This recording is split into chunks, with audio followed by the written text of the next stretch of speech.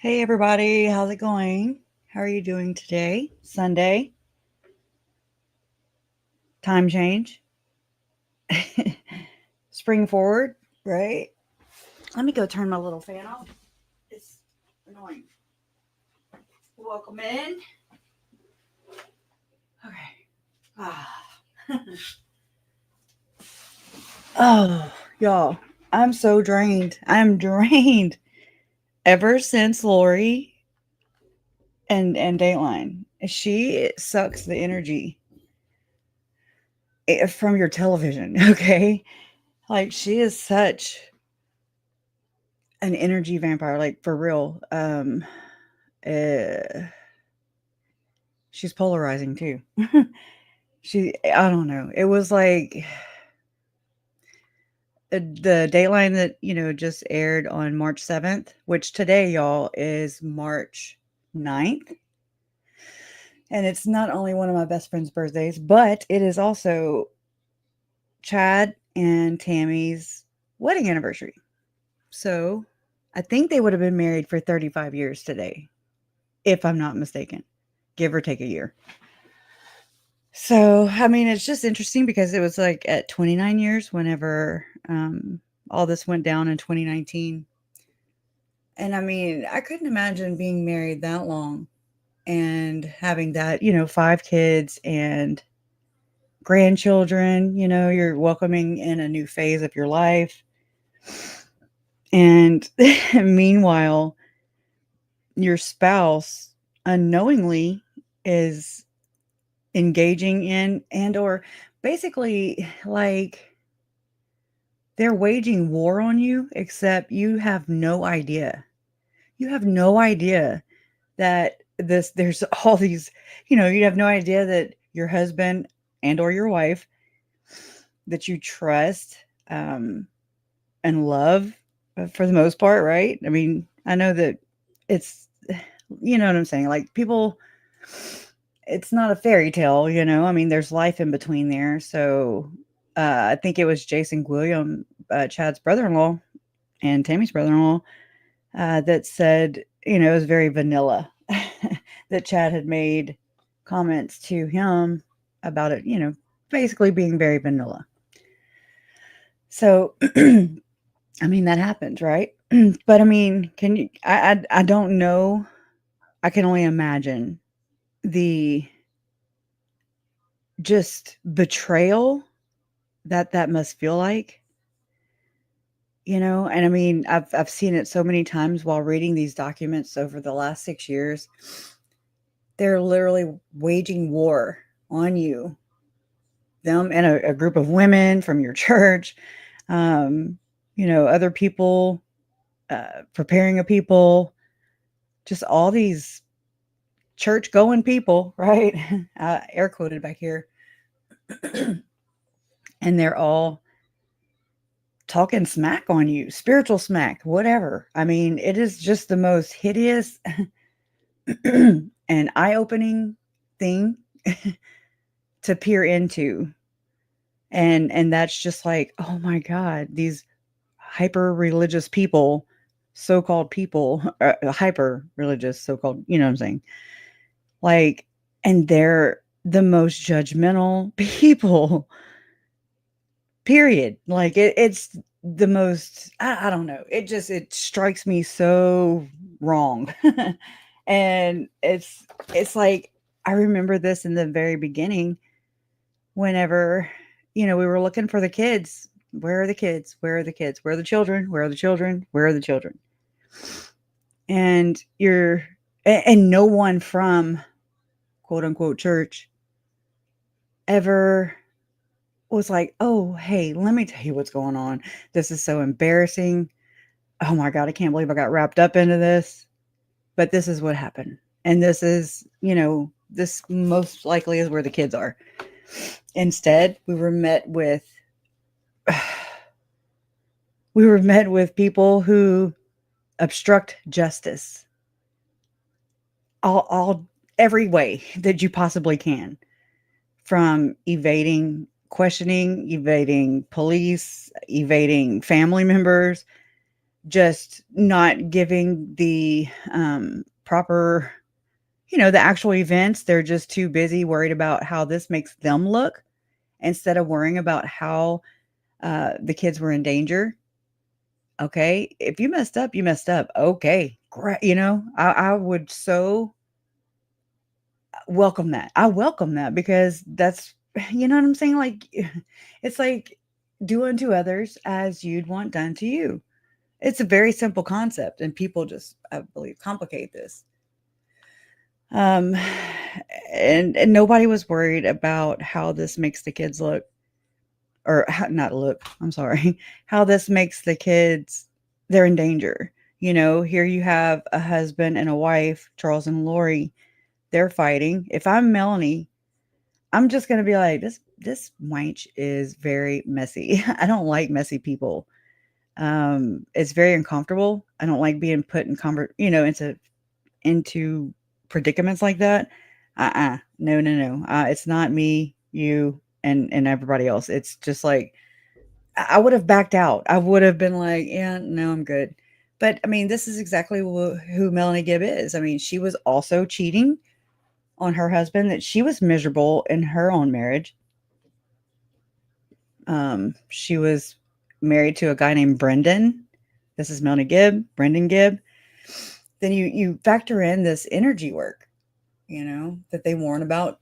The Mormon Church warns about, practicing.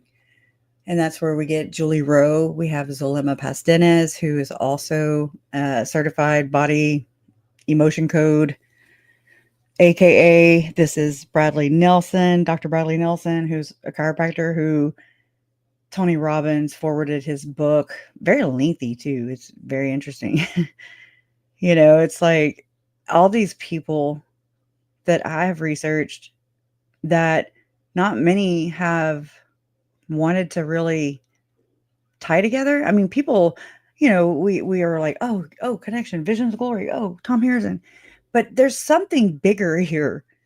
And it's very frustrating to I don't know how to frame this. Like, I'm not, I kind of look at myself as like maybe my family's whistleblower, but it turned into something much bigger that I wasn't expecting. Like, thanks, Kim. It turned into something that now I'm like, oh my God, this is a huge whistleblow, and I just want people to understand that I mean, this is such a very difficult predicament to be in, to be thrown into. I didn't, none of us asked for this. Of course, the victims did not ask for this. This, this is just kind of like, oh, okay, this is what's going on. And then you see the bigger picture. I see the bigger picture. And it is frustrating when people just cloak it off as like, oh, okay, that's just Chad and Lori, and that's just about money, power, sex. Yeah, you can apply those things to everyone, everybody in this chat. If we go a little too far with our ego and do the money, power, sex, it applies to everybody. So it's very vague, in my opinion. This was with hyper religiosity. This was due to their religious beliefs. This is the case as well in Arizona. Arizona prosecutors believe that this was their justification, their belief system was their justification, and that this is what they did to, get people out of their way, obstacles out of their way. And those obstacles happen to be, people that depend on them, especially their children. Tylee and JJ, they didn't have an out, And I mean, I've heard this before. Peter Griffin, right? I know. Peter Griffin. Y'all, I've made some icon things for Colby. I just need to email him. Peter Griffin and Chad, because they do look so much alike.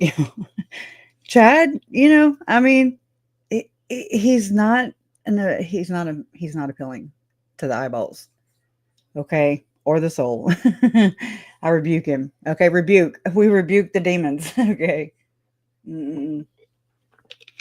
What did y'all think about Dateline?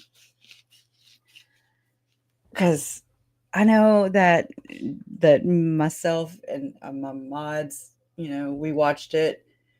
I was I spent most of the day, like a couple days before the Dateline episode. I mean, it was very nerve wracking. I was very like, it just that nervous energy, that kind of anticipation. I felt this all today, and then I passed out, and so it's like my brain reset, and I'm like, what was I gonna do? Where's all of my points? And so I apologize for that. It's like it just sucked the life out of me. I was actually going to go live earlier today and just sit here and just shoot from the hip, because I was so wound up. And like I said, it's not like nervousness, but it's like the anticipation, the just that, I don't know. It's tangible though, like we're getting closer and closer to Arizona, her trial there that starts at the end of this month. March 31st, jury selection begins, and here we are, about 3 weeks out, and she's granting a huge, huge, huge interview. She's offered a huge platform. Did we gain anything out of what was said? I mean, Lori is not exactly a trustworthy person now, like I know that for sure. It's her narrative or nothing. I mean, this kind of goes with everything else that Lori uh, projects. She definitely is a projector. Everything that she accuses a person of, I believe she is actually doing. So, I mean, it's kind of once you figure out those kind of aspects of it, then it gets a lot easier to navigate through the process because, it's like, oh, so if they're saying, um, that they're ushering in a second, well, I'm just saying, I'm just trying to think of something on the fly and I can't.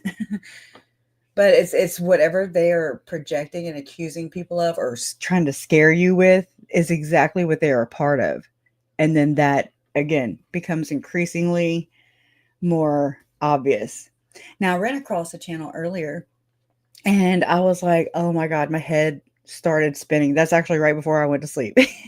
That might have been what just sealed the deal for me.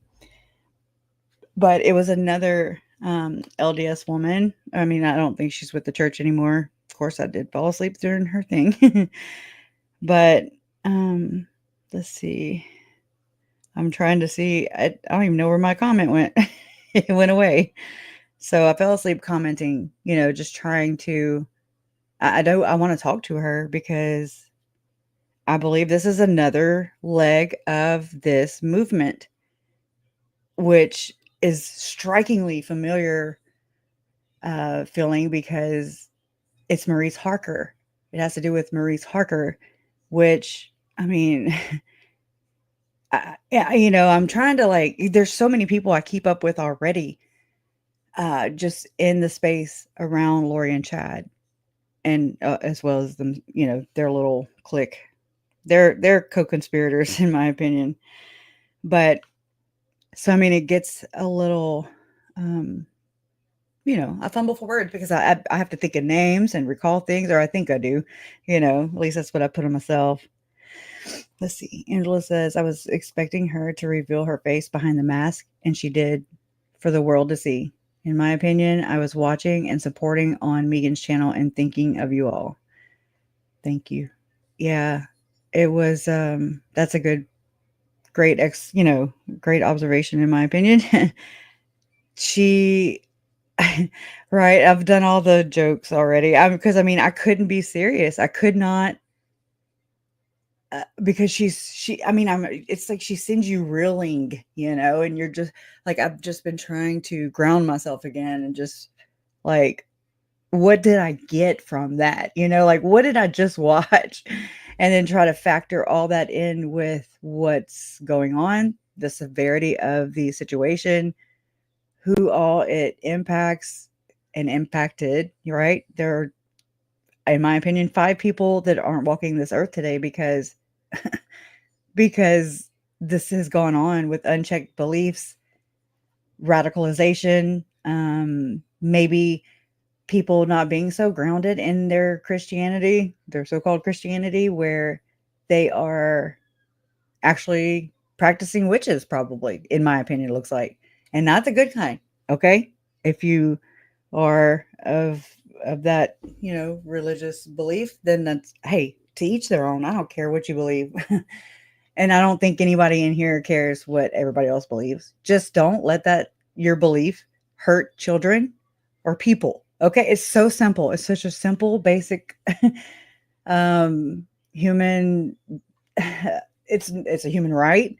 You don't get to take people's lives and they don't get to take yours, right? I mean, that's so you can't be offended whenever like it's like they can do it to other people, but don't you damn dare do that to them. Oh my God. And then it becomes so what's the word? It starts with P. Oh my God. Oh my God. So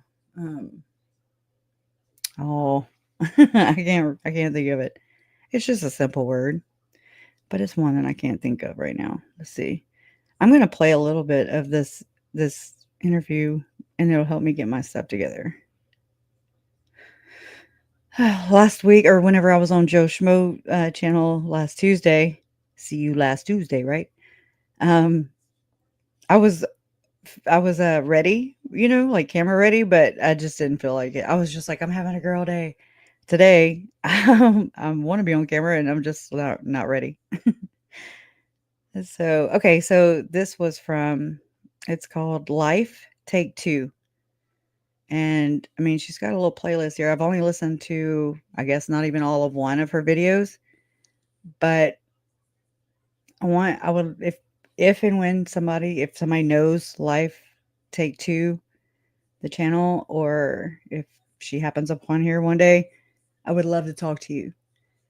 I mean, or I believe that I feel like I can help in the sense that there's a group of these people like Chad and Lori, and like Chad and Lori.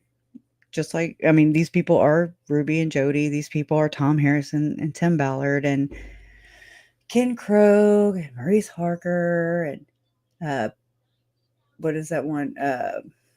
Fight the New Drug. It's, I mean, what I'll do is I'll say is, how do I say it like this?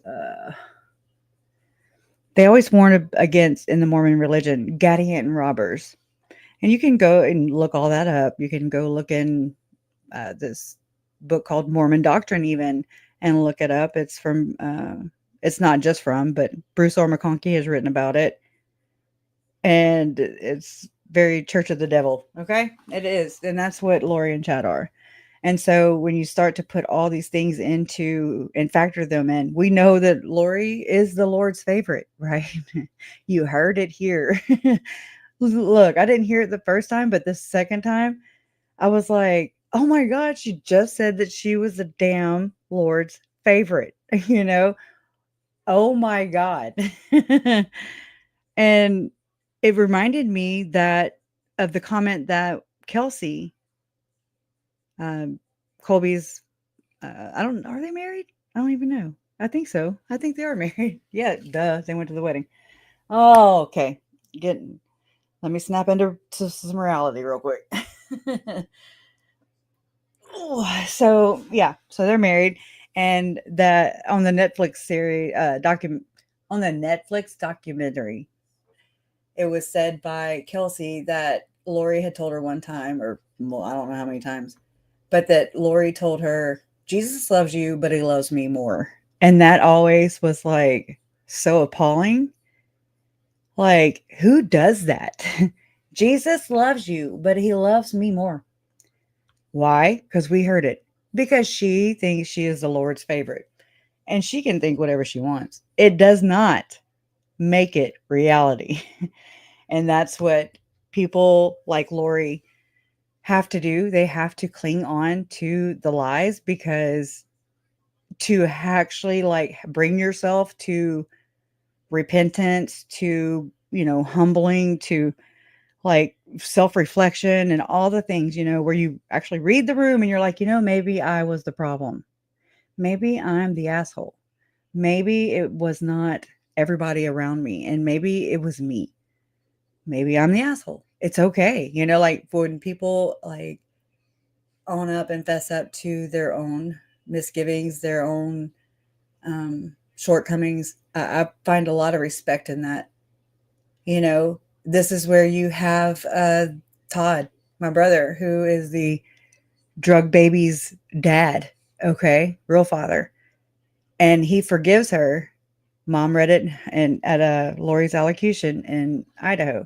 She said, "Lori, Todd forgives you, and he's the drug head, right? You killed his son. You adopted his son, took him away, and then you killed him. You went over and beyond, because they're extra for sure. But you did all this, yet, and you put down his son, you put him down, through extension, um, because JJ's he's an expendable child. And that is very prevalent in these Mormon circles. I swear to God, it's disgusting. It is disgusting.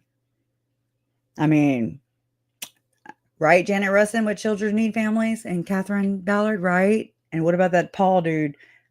He worked in Arizona. He was a, what do you call him? What was his last name? Paul. Oh my God. He got in trouble for, he was like a tax assessor.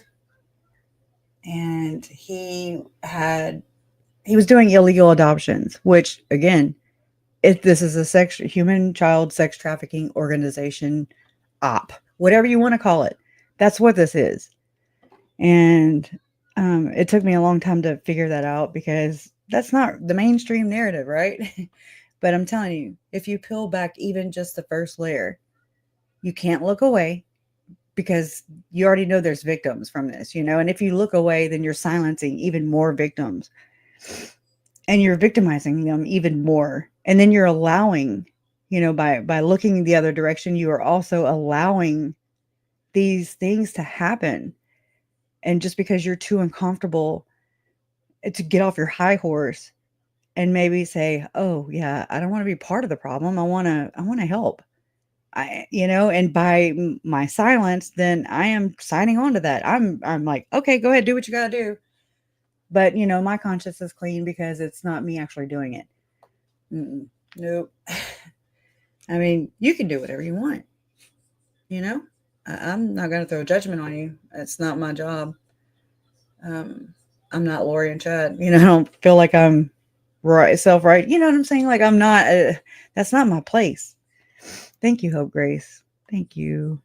Appreciate you. Super sticker. Thank you. Look, my comments have not even been rolling. Appreciate you. It's good to see all you guys. Hey, hey, hey, hey. Glad. Little brand, you got me again. I'm like, who is that? Olive oil? Oh, man. Yeah, so we watched the Hulu thing, right? And so a couple days before the not Hulu, it was when Ruby Frankie's documentary come out, okay, which was about a week ago, okay, over here in the YouTube Mormon true crime streets, it's been very busy. Very busy. And I mean, it tuckers you out, and so it's okay to say that. It's okay to be like, you know what, I'm just going to take a breather. Just here to give everyone a stroke. Laugh out loud. Girl, you fine. Anyways, so I had to splurge, right? Because look, every year for the last 6 years, Lori has tapped into, dominated my finances, whenever all this happened, it all just came to a head at the same time. In 2020, whenever she was being extradited from Hawaii back to Idaho, My parents, they traveled as fast as they could up to Idaho. Um, from February, it was a lot. I don't know when they went exactly because it's a blur, but they were traveling back and forth to Idaho. They were trying to figure out where the kids were. They did do a documentary. It's on oh crap. Uh, hmm. I can't think of the damn network, but you can find it. And it was done. It was done in early 2020. Right when the story was breaking, and people were learning about this case for the first time. And then so my parents were gone and my fiance was sick, and it just got to a point where I was like, you have to go to the doctor, and he's a hardhead and he wouldn't go to the doctor. So I was like, all right, if you're not going to go and like help yourself, you're going to have to go sleep in the other room or go in there because he would cough and it would just be so loud. And I was already like jumpy and post traumatic, like it was very traumatizing whenever from the point where Uncle Charles was murdered in July of 2019. And then fast forward 6 months, that's 6 months, without it being public. So I didn't know any of you. A lot of you didn't know that this was going on. Lori Vallow and Chad Daybell did not come onto the scene yet, and so I think that's a blessing, actually. So, because this case, I mean, it captures me because I'm related, but I can see why it's capturing. And then as we were ending the live stream last, I forget when it was, the last time we went live, there was somebody saying, I hate this effing case. I pinned the comment on the way out, but I was just like, okay. I mean, I don't understand how that's very helpful. Glad you're here, but I don't understand. Or they said that I was reaching, or all the reaching, they never just said I was doing anything, because a lot of people, don't say what they mean. Or they do it in nonchalant ways, very passive. But, and I mean, that's fine. I'm not asking people to just write this down under your greatest favorite cases. I mean, this is not a fucking genre, okay? This is not this is real life. So some people maybe aren't able to realize that and they think of it as entertainment. I'm not here to entertain you. And I mean, I hope my family's murders don't entertain anybody. I hope they wake them the hell up. This is real true crime. I don't know what else to say. It's very weird. Very weird. But anyways, so yeah, I mean, it was February 2020. We had Jason, so Jason, he finally went to the doctor. And I mean, it was so bad. And I feel bad about this, but I mean, there was a lot going on too. Plus we had 4 kids, So my parents were gone. Jason wasn't feeling well, but wouldn't go to the doctor to address it or find out what it is. And so I was like, oh my God, I kept just having to push and push and push and push. And I don't know if anybody knows what that feels like, that, my God, right? Sinuses, allergies, sinuses, all the things. But what it's like whenever your significant other is hard-headed and they just won't go. So then it causes a bit of strife because you can't help them and you can't help anybody that doesn't want to help themselves, right? That's very frustrating. And then I had all this shit going on. And we had 4 kids in school, all different schools in the same area, but different schools. It was just very hectic. My parents weren't here, the way I was raised, you always had your grandparents there that could help, if your parents weren't there. You know what I'm saying? So there was nobody to pick up the slack, basically, is what I'm saying. So it was just very stressful. And this is February 2020. Jason, so he went to the doctor, and our family doctor, he was like, Oh my God. He called the ambulance from the doctor's office. And that's how bad Jason was. And they took him, he went to the hospital. They took him in and they removed the right lower portion of his lung, of his right lung. And it's called a thoracotomy. I didn't even know what that meant at that time. I didn't even know what that meant. I remember, I'm sorry. It was just, there's a lot of things I haven't dealt with. I remember mom telling me, oh my God, Krisha, that's a thoracotomy. And I was like, well, what? I don't know. It's like, it was too much one time. So he, made it through surgery. I couldn't even go inside the hospital because it was just so heavy. So I was right there in the parking lot. I waited there while he had surgery, and the pulmonary specialist, he called me and he was like, he made it fine. And again, it didn't hit me until it still hadn't hit me, I don't think. But I mean, I was like, I went and saw him. He was in ICU. He was supposed to be in there for a couple days and before they'd move him into a room. And he's a freak of nature. Okay. I don't know this. Anyone who's been here and, he was out of there within a couple hours. I was like, okay. So he's healing up on the pulmonary floor. And I remember I was making a chart of who's who in Lori and Chad's case. So I had my binder. I'm sitting there in the hospital with him. He's recovering. Thank God. My parents aren't there. And I have these 4 little kids, and it's so tiring and taxing.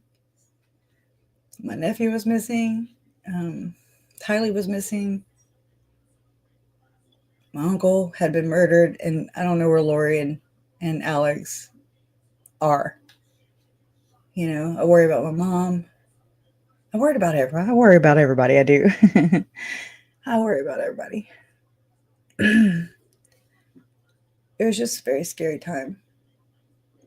It was terrorizing. They're terrorists, y'all. Straight up domestic terrorist. And I hope they throw the damn book at her. I do. Again, some more, I had actually softened up on Lori until that interview. And then it came back in tenfold, It came back tenfold. I still don't I don't wish any harm on her or Chad or whatever, on anybody. But they have got to hit rock bottom. They have got to be jolted or so. I don't know. They need to be pushed into the absolute, just there's nowhere to go. That's the only way that I believe that they can be on their way to realizing what the hell they have done. Right now, those people are still vacant. There's nobody there, so to speak. There is a zombie. They are the freaking walking definition of a freaking zombie. Because that's, so many of us have said, like Colby saying, I don't know who that is. And I didn't either. I don't know who that is. Thank you, Fancy Nancy. Thank you. It's amazing how you put one foot in front of the other. Jason is a miracle. You're my hero. Thank you. I don't ever want to be a hero or anybody's hero. I just think we can be inspiration, We're resilient for sure. I'm sorry, I don't ever mean to get emotional, but it's just a lot when you start talking about it and kind of thinking about it at the same time. I've never gone to counseling. I'm not saying that that's healthy. I'm saying I just couldn't afford it and I still can't. So this is my counseling. Talk therapy, This is it. And it's helpful if y'all don't see the change in Colby, then I implore you to go and take a look, because it's a huge difference from what we've seen in the beginning whenever Colby was like, I forgive her, and we can say it all we want, but it doesn't mean that we realize the work that it takes, So it's just not nice to see anybody go through any of this shit, don't get me wrong. Don't get me twisted, but it's like, oh, now he must be really dealing with it, like actually working through it. And it's just I think it's a constant, ever evolving process that you never stop trying to work through it. I don't think you ever are like, okay, yeah, no, we're good. I forgive you. No, I mean, that's just one time, but it's a continuous process with the grief, with the pain, with the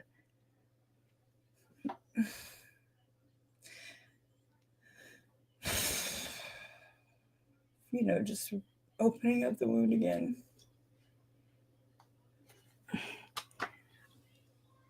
And I would love to say that,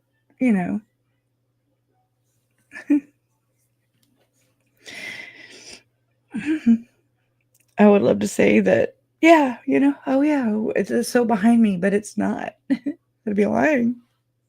Sorry.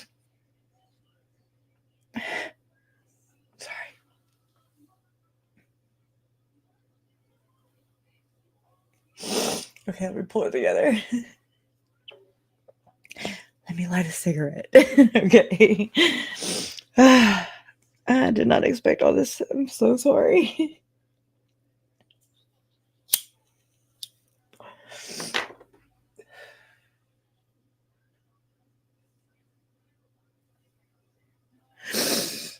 Okay. Oh, really? Hold on. It's still just, it's right there in my chest.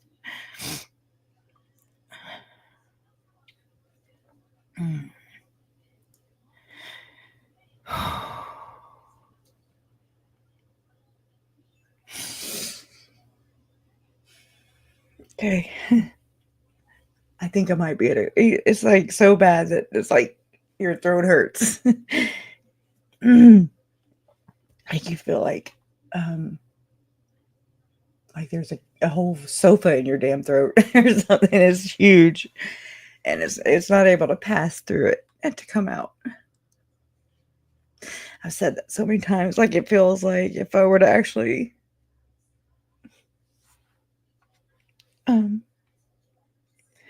like really cry, all this that that I try to hold back because I feel like if I let it all out at one time, it'll literally like kill me. Like it feels like it's so intense. And I have to like let it come out in just little spurts because if I don't, I feel like it would actually kill me. And I know that's not, hopefully it's not realistic, but it's that's what it feels like. It's just so huge. And it's like all the times that I want to feel, when everybody's reacting to things, I'm still like just letting, it's just now absorbing into my, into my body. It's absorbing in my mind, my heart. And I have to work through all those things. I don't ever, I react, but it's not, it's just with the snark and everything, like, oh my God. Try and lighten it up with this. Oh my God, Lori looks like she has been trying to chew off her right ear. Okay. I'm just saying, her mouth freaking looks like Popeye the damn Sailor Man. Okay. She talks like Summer now. So, like I said, it's so easy for me to just laugh it off It's what I've had to do my whole life. um, just to try and lighten things up and not be so awkward, you know? Because it's uncomfortable.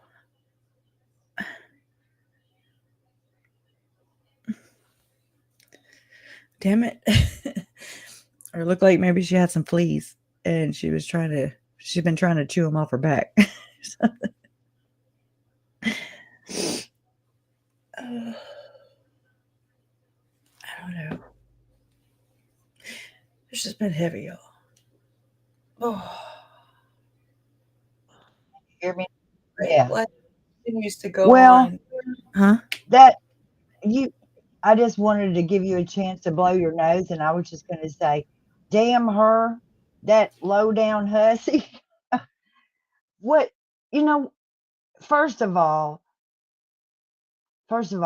she had no intention of answering any question anytime. She just wanted to come up there and upset everybody and maybe ruin the jury for the whole rest of the time. But she just killed me in the fact that she kept telling that I can't even think of the man's name on the Dateline. That's how he's in Keith. Keith. She has every time Keith would ask her a question, she would say, "Well, that's what the media says." Like she was taking over with the fake news, like the whole United States and the world Yeah. made up a damn story about her to have an agenda against her personally. So conspiratorial, right? It's this huge conspiracy against Lori and Chad. I wanted him to ask her, Lori, what was it that upset you so bad that day that you wanted to not come to court, that you wanted to go and stay in your little room? What was that about? What were you upset about that day? Yeah. Yeah.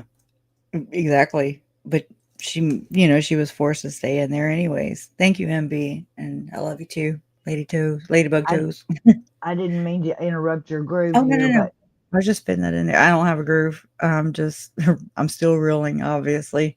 she's just low down to do this right now. And Keith and them, they're low down to do it right now too, I because kinda it's like yes and no. It's like, yes, how could you give her the platform? And then it's like, also, well, without that platform, I wouldn't be able to like take the temperature of how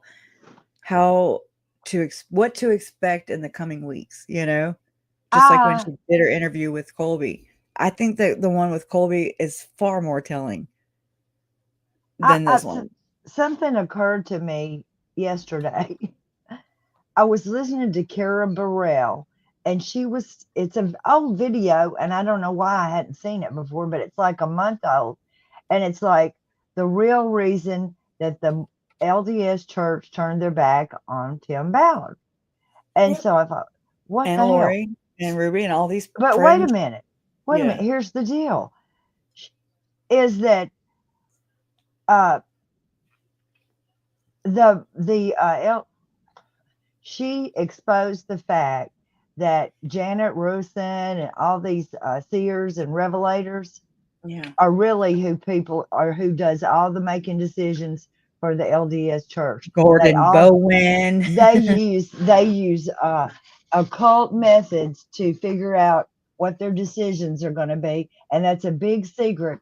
And Tim Ballard let that out of the bag, and so I'm thinking that Chad Daybell did not want to be the prophet of the church. He No. wanted to be the seer and the revelator, like Tom was, the one who got to decide who would go to what missionary place and if they were good enough to do something else because he could see and used to And damn uh, where did he go all the time for revelation? The bathroom. Tom would excuse himself all the time and go to the bathroom. He's a practicing whatever, counselor, sexual abuse counselor, and I mean, with the whole ritual abuse thing going on, and being so pervasive in the Mormon church for sure. I mean, I know it is in other churches, but we're not talking about other churches. We're talking about this one. And I And mean, go this is ahead. another thing. I'm going to just say this too. Whenever you hear us speaking about a church, whatever church it is, we're not really talking about the building or the little lady that goes down there on Sunday, that Yeah, lady. I know. No, we're not talking about that person. We're talking about somebody LDS Inc. with some bad ideas and some bad influence that has and infiltrated almost every church and every organization. So don't take it personal your own self, then because don't pay taxes. we're not we're not talking to you personally. No, I know a lot of people, and I mean, whatever, teach their own. I get it. I get it. But that's where it's so hurtful when a lot of people who these are the people that look away, although it's hurt so many other people. That's the part I'm talking about too in this. Where it's like why give those people why give into their power, like why add to their power. You're giving them your power. And if nobody shows up on a Sunday or whatever, then that person doesn't have a platform anymore, because you're not endorsing that.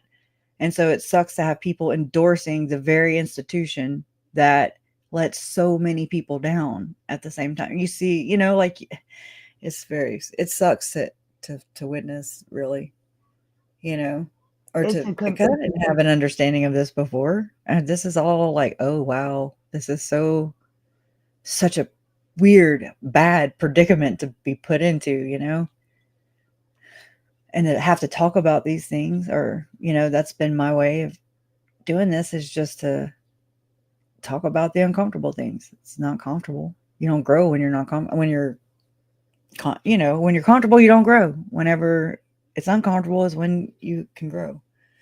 and it's crazy that this most hugest, and I'm so offended that that lady, whoever she is, says she's so sick of this crime and she doesn't want to hear about it anymore. Well, none of us No. want to hear about it anymore either. We're sick of it too. None of us Mhm. wanted this to happen. And you know what else? There's not a true crime channel anywhere on these streets that does not at least once a week compare something that happens to Lori and Chad Daybell. I One way or Right? another, they're And I know, drawn into it. yeah, Yeah. it gets even the families themselves, okay? And so it's not just, people who follow the, Lori Vallow and Chad Daybell case. It's people, when these crimes happen against children, for sure, like with Ruby Frankie and Jody Hildebrandt, then that became, Sherry Frankie wrote about Visions of Glory and the dangers of it, and how this very much resonated with her, about how she was expecting to see her siblings leave out of there in body bags. She couldn't do anything. She was doing everything in her power to try and remedy the situation, try to get, she's the whistleblower, right? And I don't know. Had It's she just, tried to do something, like if she had of like went in there and broke up in the door and took the girls out of there before that, they, knowing how they would have had her arrested oh yeah, for oh trying yeah. to do We something saw about that it. with Kevin Frankie saying, to the police officer, like, have her arrested because she stole the tablets or whatever. Oh my gosh! And so Kevin Frankie has gotten a pass, and that offends me. Okay, I know it offends a lot of people. He's the Melanie Gibb of the situation, in my opinion. As far as like evading culpability, you know, Ruby was abusive long before Jody. Jody just ignited it. Right. Chad, he ignited it. You He know. can't really say he didn't know when most of the comments underneath their videos were about the treatment of the kids by Ruby. So he knew already. He knew that they were sending kids to bed without food and all ridiculous kind of things like that. Yeah. Yeah. Yeah, Brady Star says evading the truth. Exactly. We see you, Kevin Frankie. Okay? I mean, look, whatever his kids decide to do, I mean, I'm not in that family. I'm not in that position. That's not, what I'm saying. I didn't go through that, so I'm not going to sit there and pass judgment on them because everybody is going to respond, you know, differently. So we all walk different paths, but I'm just saying it's like we see you. We see right through you, just like we see right through Melanie Gibb and all the other misfits around that allowed this to happen. That not only allowed it to happen, but took part in it. Just because you weren't there, you know, wrapping the duct tape, you were still there wrapping the duct tape.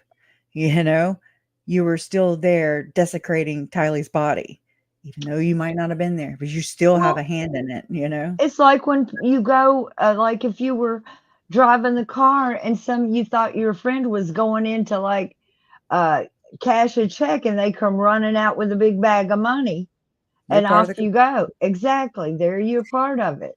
Amen. Yeah. Yeah. It's very, very, uh, that bothers me so I just much that, think ugh, I think the jury will have questions about why Chad was not charged because you cannot go through this thing I and know. show that damn car seat and all that without involving Chad and No. also the phone The call text to the messages, the deeming people dark. "Were you there, Keith? Keith, were you there?" What a smart ass little bitch. oh Sit my gosh, down, you know? Like, wouldn't it she be was funny so rude.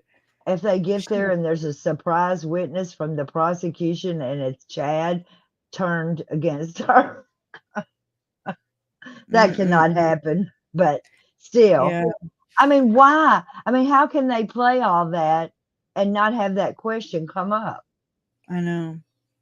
I don't know. And I find it very difficult. A lot of people can like compartmentalize these things.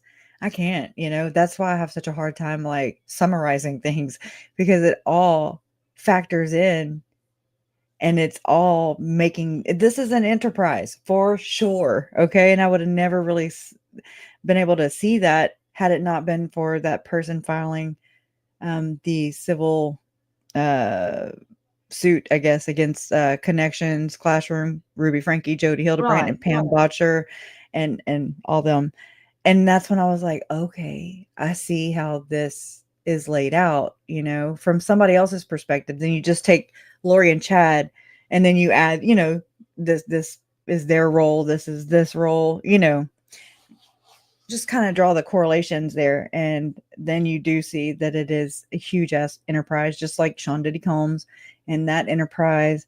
I mean, that's basically what this is now. And so back in the day, we called these things like covens, or I don't really know what to call them, but groups. Remember how Lori was like, Melanie was like, I'm done with groups. No more groups for me. That's what she told Sherry Dowdle in that explosive phone call She's probably had that a I group believe she was hot tub. practicing her she was practicing her story because Melanie Gibb and David Warwick are revisionist. And I mean that's also part of the course with this group of people too. They love to, um align the evidence, okay? Just like oh my god, Audrey Baratero, you know, she was able to, still keep in contact with Chad. She may even still, I don't know. Yet she testified in different grand juries and she never brought this up before. It's like I believe Audrey was there just to seal the deal, so to speak, for And Lori. if they really thought it was terrible and really were against her, they'd have their asses down there almost every day after they Mhm. were witnesses. You know what I'm saying? Because they'd want to see her be brought to justice for being such an evil ass bitch instead of hiding and putting on headscarf and a hat so nobody will recognize you. Yeah. Oh yeah. Yeah, that's a good I like this, what Ravina said. Just saying. And, I had this up here, but then I just took it down. It was MB, I think. And, oh my god, I forget what it was. Oh, yeah. But, you know, I want you to she says or they say about had a heart attack when MG showed up on that interview, and I guess I think you're talking about the Dateline, you know? Was that an And old piece? it was, yeah, this Okay. was from, like, one of their, you know, mm, early ones for sure, you know, where it just really sucks because, you know, Melanie Gibbs a part of this. I mean, to the point where I believe she was there for both murders. I really do. The way their podcasting schedule went, the way they acted in and around those podcastings, just like how they acted whenever they went to Temple, you know, it's in and around every one of the murders, you know, and you're just like, what? You know, like how can these people be anyways, it's a pattern that you see. And September 7th, 2019, Lori and Melanie Gibb they upload they uploaded. I don't know when they did it, but I mean they were doing pretty rapid succession podcasts at that time, just like rapid succession killings at that time. Um so September 7th was the same time that, you know, Chad's company sponsored Tim Ballard's company and endorsed it and hosted they sponsored OUR and Rexburg Rescue Run the same weekend that Tylee was murdered. I do believe that's their front. I do believe it's their cover. I believe that Melanie Gibb was there and partaking in the festivities or the gatherings. Yeah. Well, I'm just going to say the people who talk about these timelines do not dwell a long time on the fact that that run thing for for for Chad's kids that they put on was the same weekend that all the other stuff happened. That's just crazy. Yeah. It is. Yeah. Oh, I mean, revisionist. I Like you mean, I mean, they revisionist. practically brought it up in court, but they dibble dabbles around it, saying, "Well, we Exactly. had an event planned that weekend." Yeah. And we knew about it from the beginning because we had been saying and we had been the I guess the rumor that we never did corroborate until it came up into Chad's trial, and not many people really latched on to that, which is that just stuns the shit out of me. I'm like, oh my god, I didn't realize that Chad his company sponsored effing Tim Ballard. Holy crap. You know, what the hell? It wasn't just the rumor that Melanie Pulaski had donated $6,000 to OUR in Hawaii. I mean, I've not been able to, you know, that's where I was peering in one, and my curiosity was really piqued. That didn't show up yet, but this came in like a damn elephant. I was like, whoa, And do you know how this much is money they huge. made? How much I, money did they make I on don't know. that run? I don't know. I went and looked at the roster of the runners and everything to see who ran and who didn't. I mean, even how fast they ran, right? Because Melanie, if she gave $6,000, she didn't even get a mention on a poster, but yet Spring Hill Books did. How much did they Right. get? Well, but they sponsored him. I They know it, but hosted the event is basically what it was, and just Joe Murray, Chad Daybell's, you know, son-in-law, he was just the event director, that's all. Why wasn't but that, Chad there? Chad is but cheap. Why the hell are they gonna sponsor OUR in Rexburg at the Rexburg Rescue Run September 7th, 2019, and then not show up for the event? What were y'all doing? Were y'all killing Tylee slowly or fast oh or my God, don't even get I'm me. not playing. I'm not playing. I know. It's hard to freaking think about. Mhm. And why in the world would Lori and them, when they wanted to do something nice, decide the day? Was it the day? Which was it, a Saturday or Friday when they went to Yellowstone? It was, I don't know what day of the week, but I mean, Was it Monday, so the 9th was a Monday, and that's the day he uh, Chad text Tammy talking about a raccoon and bearing limb debris. But the Which race I was mean, on Saturday before that? it had to, yeah. And so remember Emma was like, so I went to my parents' house and used their main computer and Googled south southwest wind because I didn't know which direction the weather was coming from because we were preparing for an event. And I'm like, the event was the day before. Okay, child. So stop. If you even Googled it at all, you know, why would you Google? the wind direction for an event you planned yesterday, and it's already over. So I don't know. There's just too much murky stuff around Tylee's. I've never felt like I've got a good grasp or that prosecution brought this out at all.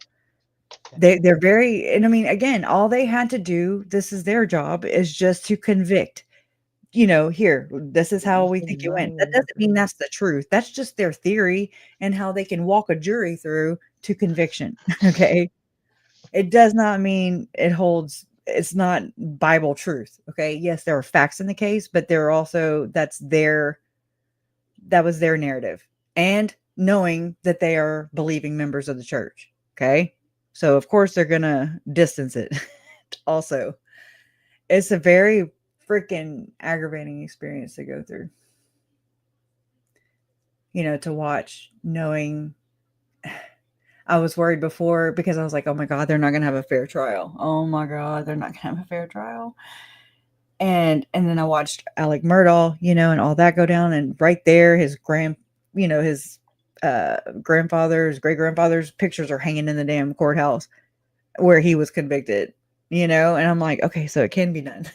It can be done. I just never was comfortable with a jury pool of their peers, like I don't know. Again, because it's like, yes, you got the bad guys, but hello, you didn't get all the bad guys, okay? And so I don't know. I don't even know. I don't even have words for that. Because not even lesser crimes. Like, you don't have to go at them with freaking capital murder or anything. But there is obstruction of justice. Even the church sent out letters about, and it was obstructing justice. But they can do that. Why? Because they're the wealthiest freaking church in America. That's why. It's the damn Mormon mafia. And there's other mafias, so watch out. pretty heavy. So, planning ahead, we have like court one day this week. I'm so mixed up. Which day is court? Or Tuesday. Tuesday. Okay. Yikes. And Joe Schmo, I was watching before I came on. Lori had filed an what do you call it? Motions or a notice in the case, and prosecution also filed, but I don't have those on me right now. But I was like, oh my God, we really should, because it's like the way he was talking about it, which I was getting ready at the same time, so I wasn't able to allot my focus to it, but I don't know. If you want to talk for a minute, I'll look for it. Taco Tuesday, Beach Bum says. Okay. Yeah. Yeah. I'm hoping that we'll figure out a reliable, good way to so that we can stream it and not lose our minds. Well, I mean, of course, it's not live streamed, but Justin Lum, yeah, he makes it available within the hour, usually Right. after the hearing ends. So I have it scheduled, I believe. I don't hold me to this, but I believe it's scheduled. I have it scheduled for 9:30 or 10 in the morning, Central. Yeah. So I know that she goes to court like around 8:30 in the morning. They have like 6 different motions. They're going to be it's a status conference, pretrial. And so again, I do believe that she had one scheduled for March 18th as well, but I don't know if that one's still scheduled or not, because this one was kind of an emergency one, but not, urgent. I don't know. Because she really is the one who is Jesus' favorite one. Mhm. And she's all that and a cup of tea. And also, she's a star, y'all, because whenever she gets Yeah. exonerated, she's going to be on Dancing for the Stars. And Yeah. also, during the end times, Dancing of the Stars will still be on, even though everybody's living in a white tent. They're There still you going go. to they're You going to have know, Dancing with the Stars anyway. it makes you, So, there's just so many things, y'all, that, um, that if she There's would so many answer a things. question, none of it would make sense even to her. No, no, you know. I've never seen such a, well, I have too. First of all, from the time you're very young, you know, when you're in a high control religion like this, that some of it is crazy and that other people don't need to hear about it because they're going to think it's crazy. So Uh-huh. when they ask you a question about these crazy things, example, polygamy, you If think of they're even ways. the right the same, even if they're the same definition, not and it a lot of times they don't mean the same thing that they Oh, mean yes. in other If you places. don't use the code word, if you don't use the right word, they'll never admit to it anyway. And that's the thing. I just wanted to reach through the screen and choke her down. I know. That I mean, is And that how everybody else felt too? Oh, did look. anybody think she was, oh, what a great idea? That's a wonderful thing. This was Oh, they were screaming at the TV. Cherry Pie this is was. Cherry Pie. This was Uncle Charles's high school, well, long time sweetheart. So she was with my Aunt Susan this afternoon on Peacock. We were screaming at the TV, unbelievable performance. Is she Damn trying it. to be declared insane? Oh, I don't know. Is that a rhetorical question? Oh my God.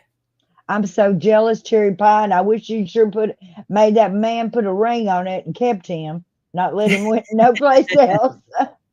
Oh my Uh, God, what a good man he was. Oh my God. I would just give anything to find a man like that. yeah, it's interesting how just different, you know, just things happen in your life, even when you're young. You have no idea the implications of things, and um, I also sought the approval of my mother, and it's just interesting. Yes. I've done that myself where I've made choices because I wanted to please, my mom, and or I thought that's what I needed to do. But hey, we live and learn, and things are the way they are because that's just the way they are because Yeah, it's damn it. intended that way. I think Lori has said, in a podcast, like she was like, so I had to marry this guy to have this child, to adopt this child. Remember? I think it was the Oh one my God. where she was talking about, I And wanted to see, murder him.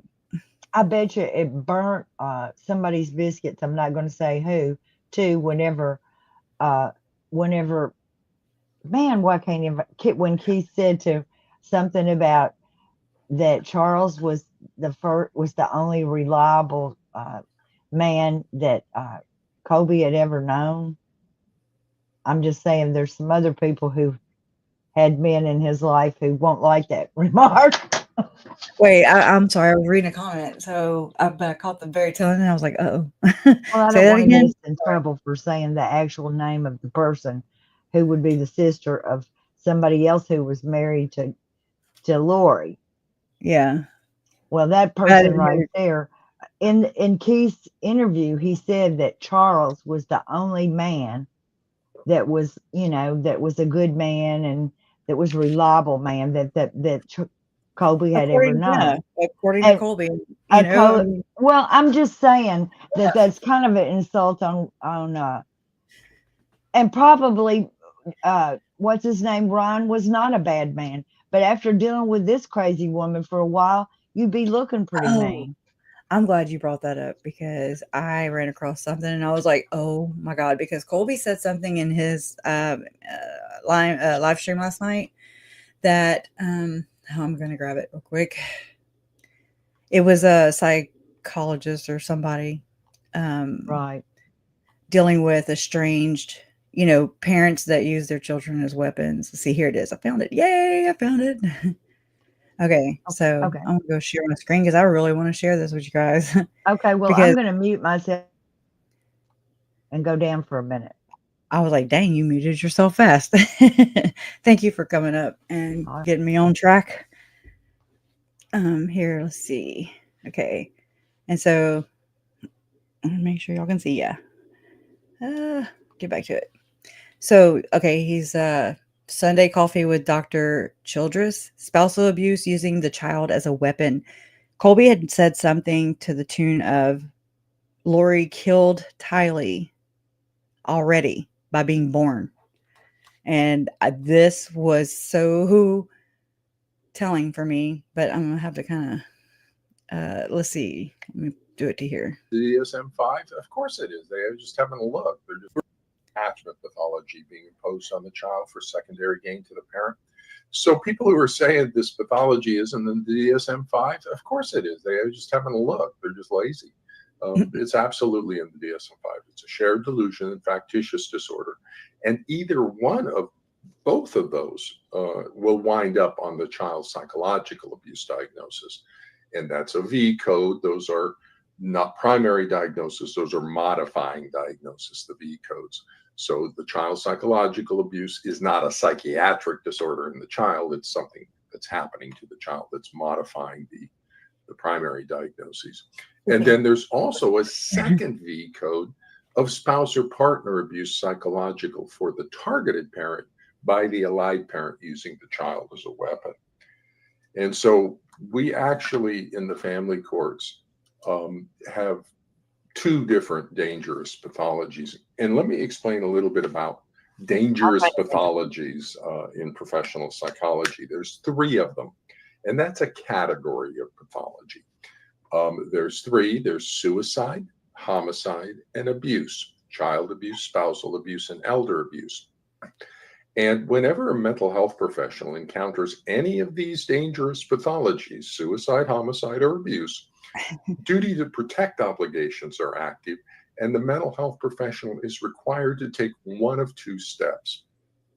Either they personally have to conduct a risk assessment for the danger involved, such as a suicide assessment if the person says they're suicidal or something, or they have to ensure that a proper risk assessment for the danger is conducted, such as if they're not going to do the risk assessment for suicide, then they refer to the emergency room and have the ER refer for suicide. So that's a category of pathology, dangerous pathology. It activates professional duty to protect obligations.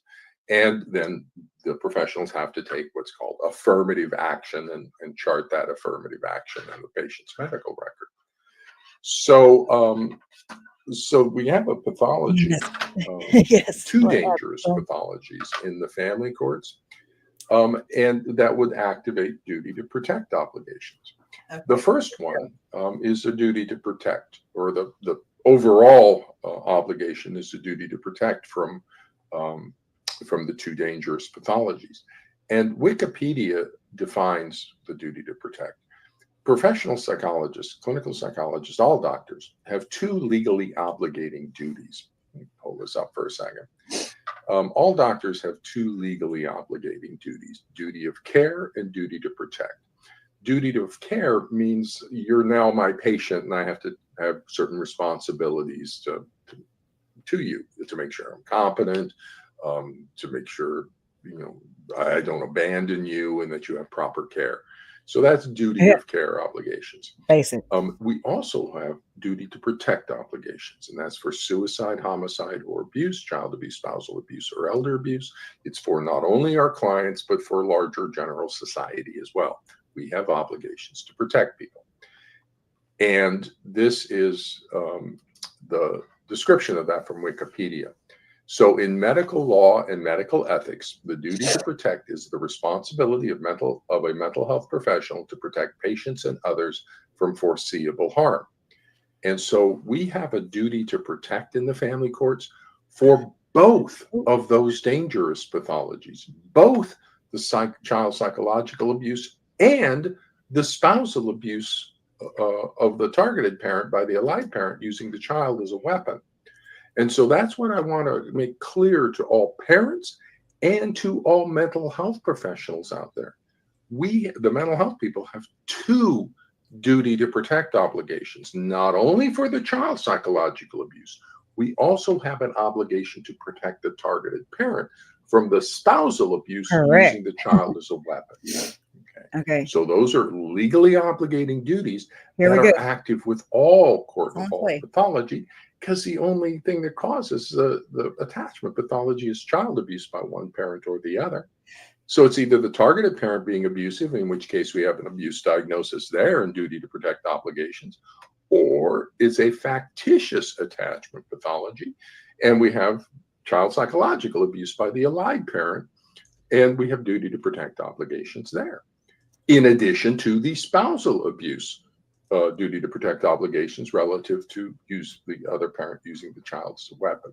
So we have 2 duty to protect obligations. Okay. And Right here. To recognize just how extremely savage and brutal this spousal abuse is. Oof. The targeted parent used to have a child before the divorce. They were a parent, had a child, were doing parenting things. Mhm. However, after the divorce, that parent no longer has a child. Where'd that child go? Y'all, I've been through this. So, I mean, just for him to say this, I was like, oh my God. And then the way Colby said that last night in his live stream about how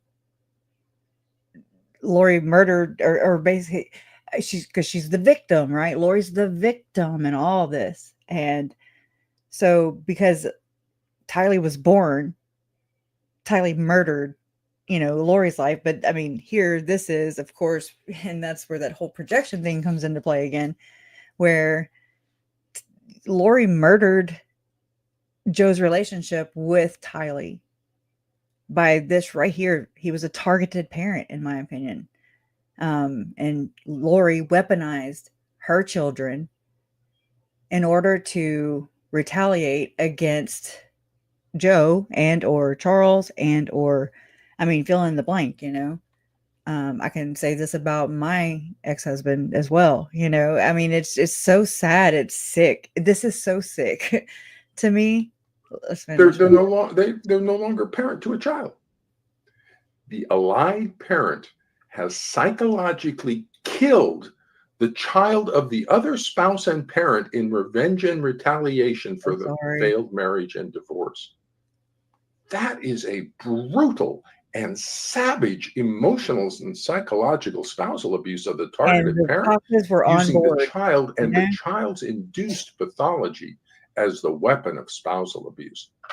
So to be clear, this is far more brutal and savage a form of spousal abuse than getting beat with fists. Amen. Getting beat, you just cover up. This is continual, and it's emotional, and it's to your soul. It's to you, to everything about you is getting brutalized by the child, by the child's pathology, by the court system, by the finances, by everything about this pathology. This is such a brutal spousal abuse. And none of the mental health professionals are responding to the spousal abuse component of the pathology. They're not even responding to the child abuse component. They are just failing entirely on their duty to protect obligations. And there needs to be consequences. There needs to be accountability for the mental health people for failing to protect the children, failing to protect the parents in the family courts. It's just an abomination what's happening over here. Because this is really important to understand about this particular pathology. If the mental health professional and or the court believes the shared delusion as if it was true, then the mental health professional and or the court become part of the shared delusion. They become part of the pathology. And when that pathology is the psychological abuse of the child by the allied parent, then the mental health professional and the court become part of the child abuse. And let me emphasize that, because that is so important. If the mental health people misdiagnose the court, or if the court doesn't get an accurate diagnosis from the mental health people, and so the court misdiagnoses the persecutory delusion, and believes it as if it's true and responds to it as if it's true, then the mental health professional and the court become part of the pathology. They become part of the pathology. Makes sense. And when the pathology is psychological, it to me, it makes sense. Like, I don't know, it just kind of reiterates the level of depravity, and this goes into enabling Lori to go unchecked and continue on with this abusive, terroristic. She's a domestic terrorist, y'all, in my opinion. Now I pulled this up because I love her channel, first off, Chasing a Murderer, True Crime, Miss Deb. But going back to the beginning, these 4 years ago, this is she's laying out the story of, the early stages of Lori. And anyway, so I'm gonna play a little bit of this too. For their daughter, Tylee Ryan, And I hope we learned that there were some very serious red flags popping up from both sides. Lori Ryan, at the time, claimed that her estranged husband, Joseph Ryan, was committing a very serious acts against his children and her children. She claimed that he had touched them inappropriately. While on the other side, Joseph Ryan claimed that Lori was displaying mental illness concerns after threatening to kill herself if Joseph gained custody of their daughter, Tylee Ryan. During that crazy battle between Joseph and Lori, and it went on for years, Ryan describes that Lori will do anything to deny me access to my daughter. He's even gone a year without seeing Tylee. And that's after he has spent buku bucks, and I mean a lot of money, on this custody battle. So far, I've been looking for pictures available of Tylee with her mother, but I've come up surprisingly short. We did find, however, photographs of Tylee gleefully posing with her father and family photos. There's many of those. Strange considering Tylee was with her mother most times. Also, while looking for a little bit of background on these guys, I found out that Lori had actually violated court orders in order to keep Tylee in her care and away from Joseph Ryan. During their divorce and after, Lori really never held a job, but it seems she always lives a good lifestyle somehow. So we also learned that Lori goes through marriages like models showing bathing suits in a Victoria's Secret event. Oh, yeah. It is beautiful, fits for a while, costly, but there's always a new, better choice soon to come. Lori has been married a total of 5 times. That's a lot of marriages. Sure is. And this is strange because she considers divorce kind of sinful. She doesn't like to get divorces, and she always seems to find reasons why she needs to leave these men. But to make her life look a little bit dramatic, these men of her life suddenly are abusive, or they are causing her trouble. And so people are trying to figure out, what is really the truth on this? Maybe so. Maybe she has both trouble from men and she's troubled. After all, Lori's mother says that Lori has had bad choices of partners and that Lori has been through a lot. If you hear from her mother, Lori is always addressed as a victim, something that we're very familiar with whenever we see someone speak for Lori or about Lori. Mm-hmm. So this kind of seems important in the story, and this is because Lori seems to run with this idea as well. Lori is always a victim, but not once has the people that she accused, which husband 3 and 4, have they ever displayed any sort of record, questionable abuse that was absolutely proven. So it's absolute truth that they were stamped with something wrong with them, or that they had hurt anybody else. There hasn't been any direct threats to Lori from any of these 5 marriages. But what it seems like, instead, the men in her life are being dragged through the mud by Lori. They seem to be holding on for dear life while screaming for help for her, not them. And there's a few things I want to go over before we get started. This part right here, for sure. So Charles, Lori's 4th husband, His main concern at the end of his life was Lori's well-being. Of course, JJ's, but a lot of it was based on Lori. He went above and beyond trying to get her help for what and he believed that she needed immediate attention. But while Charles is drugged through that mud, the people involved seem to help drag him a bit further. They ignore his pleas. We even witnessed one of the police cameras where police went out to talk with Charles about one incident. He's begging and pleading for them to help him. He has concerns.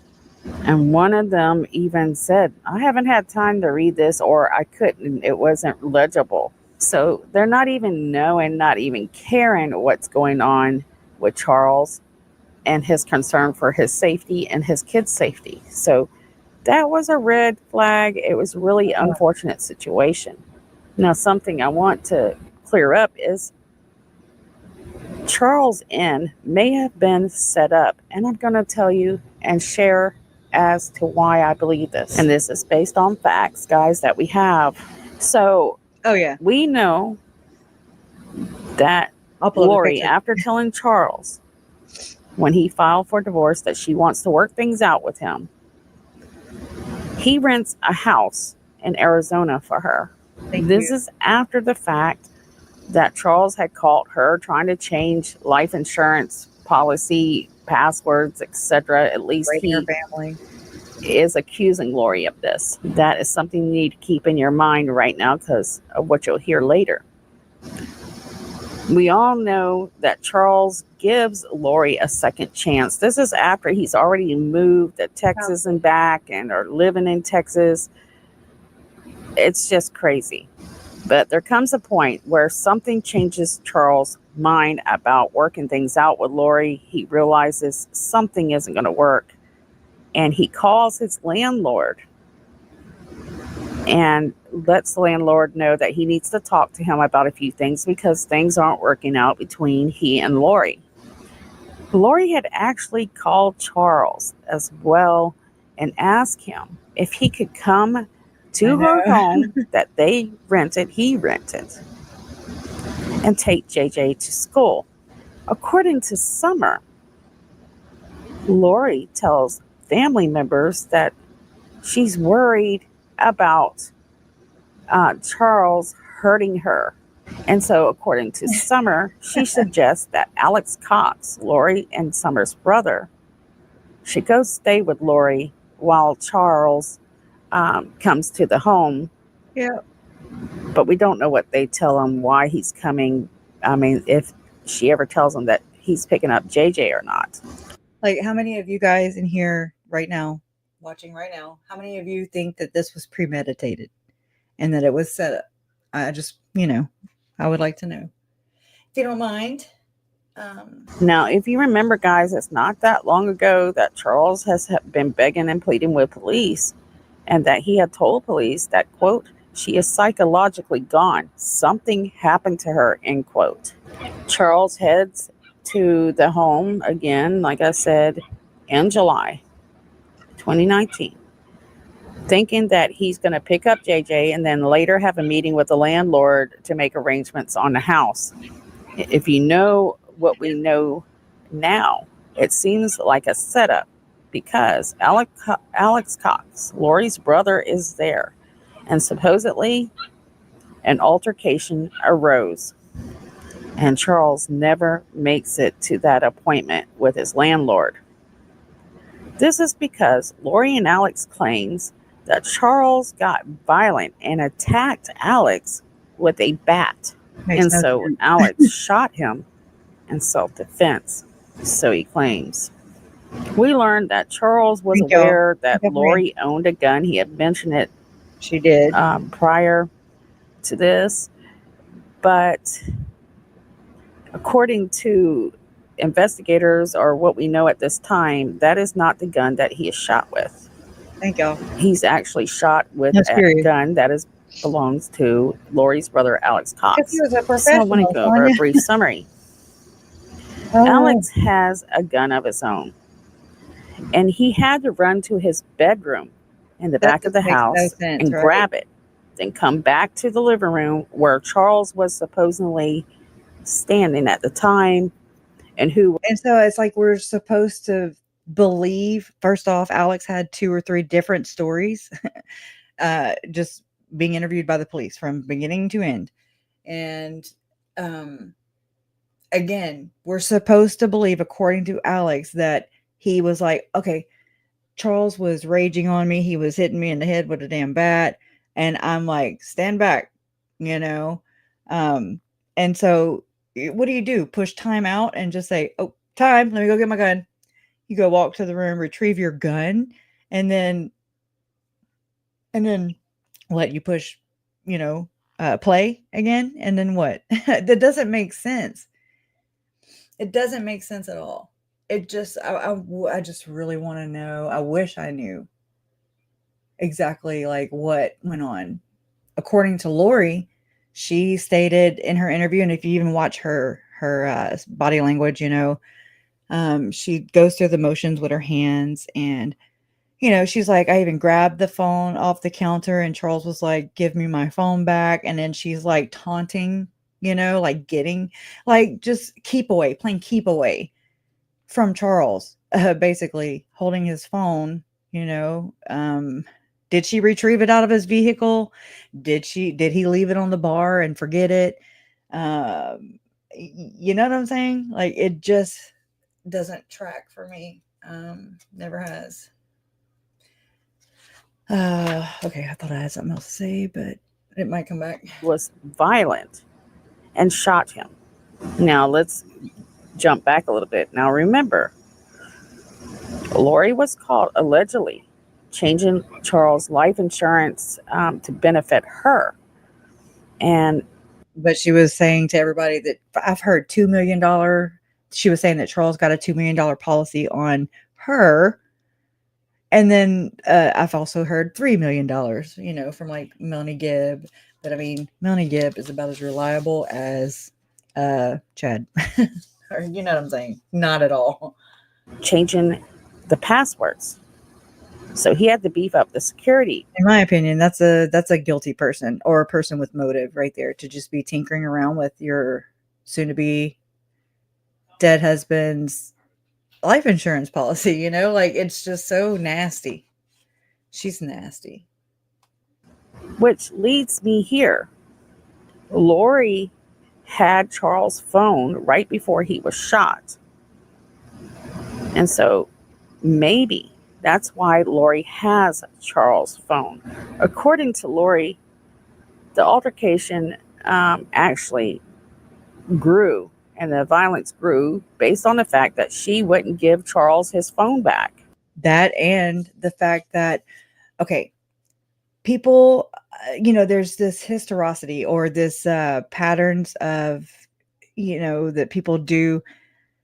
What do you call it? Oh my God, I can't think of the word again. But like, there's a pattern around Lori, in the sense that during kid exchanges is whenever she finds it right. She thinks that's the best opportunity to attack her I mean, Joe at the time. Okay, they scheduled Lori. They were doing a kid exchange. She went there and with Tylee, and also had Alex there, who tased Joe with a gun, like attacked him in a surprise attack, of course, right? So I mean, again, this is like history repeating itself. Attacked Joe Ryan during a kid exchange. Okay, well, fast forward to 2019, Lori arranged a kid exchange. Okay, where Charles was set up. Okay, it was arranged, between Lori and Charles to, for Charles to come in from Houston and to pick JJ up, bring him to school. And so she, I believe, found an opportune time to arrange this next attack, which is Charles. Okay. And then if you fast forward to Brandon Boudreaux and Melanie Boudreaux-Pawlowski, and know how much orchestrating Lori has done in their case as well, as she is being accused of, that it was scheduled around a kid exchange. I mean, because Melanie Boudreaux Pulowski is the only person who had, I mean, there were like 3 people total who had Brandon Boudreaux's new address. And Melanie Boudreaux would have had to have passed it off to her uncle Alex and or her Aunt Lori and or her daddy uncle, how she called Chad dad. But her new uncle Chad, so that information went from it had to have gone from Melanie Boudreaux Pulowski to the co-conspirators, in my opinion. But all were in and around these kid exchanges. And it's like Lori that was her MO, like, oh, okay, I know for sure they'll be here. And I can increase the pain on the children or for the children too. Put them in stressful, awkward, horrible situations that they never should have to go through, ever. Like on Dateline, whenever she was saying that the media has spun her traumas, her traumatic events into crimes. And I'm like, oh my God. No, you know what? You're the reason for these traumas. You are the reason. You are the domestic terrorist. You are the problem, Lori. You are the asshole, like read the effing room. You are the problem. Nobody or everybody in your orbit has attributed to or contributed to what this monster we see today. My Uncle Charles included, because he's like, well, as long as she's not hurt anybody, I don't think he foresaw this, but you know what I'm saying? Like, it's like everybody, I believe the kids are completely innocent because they don't have consent.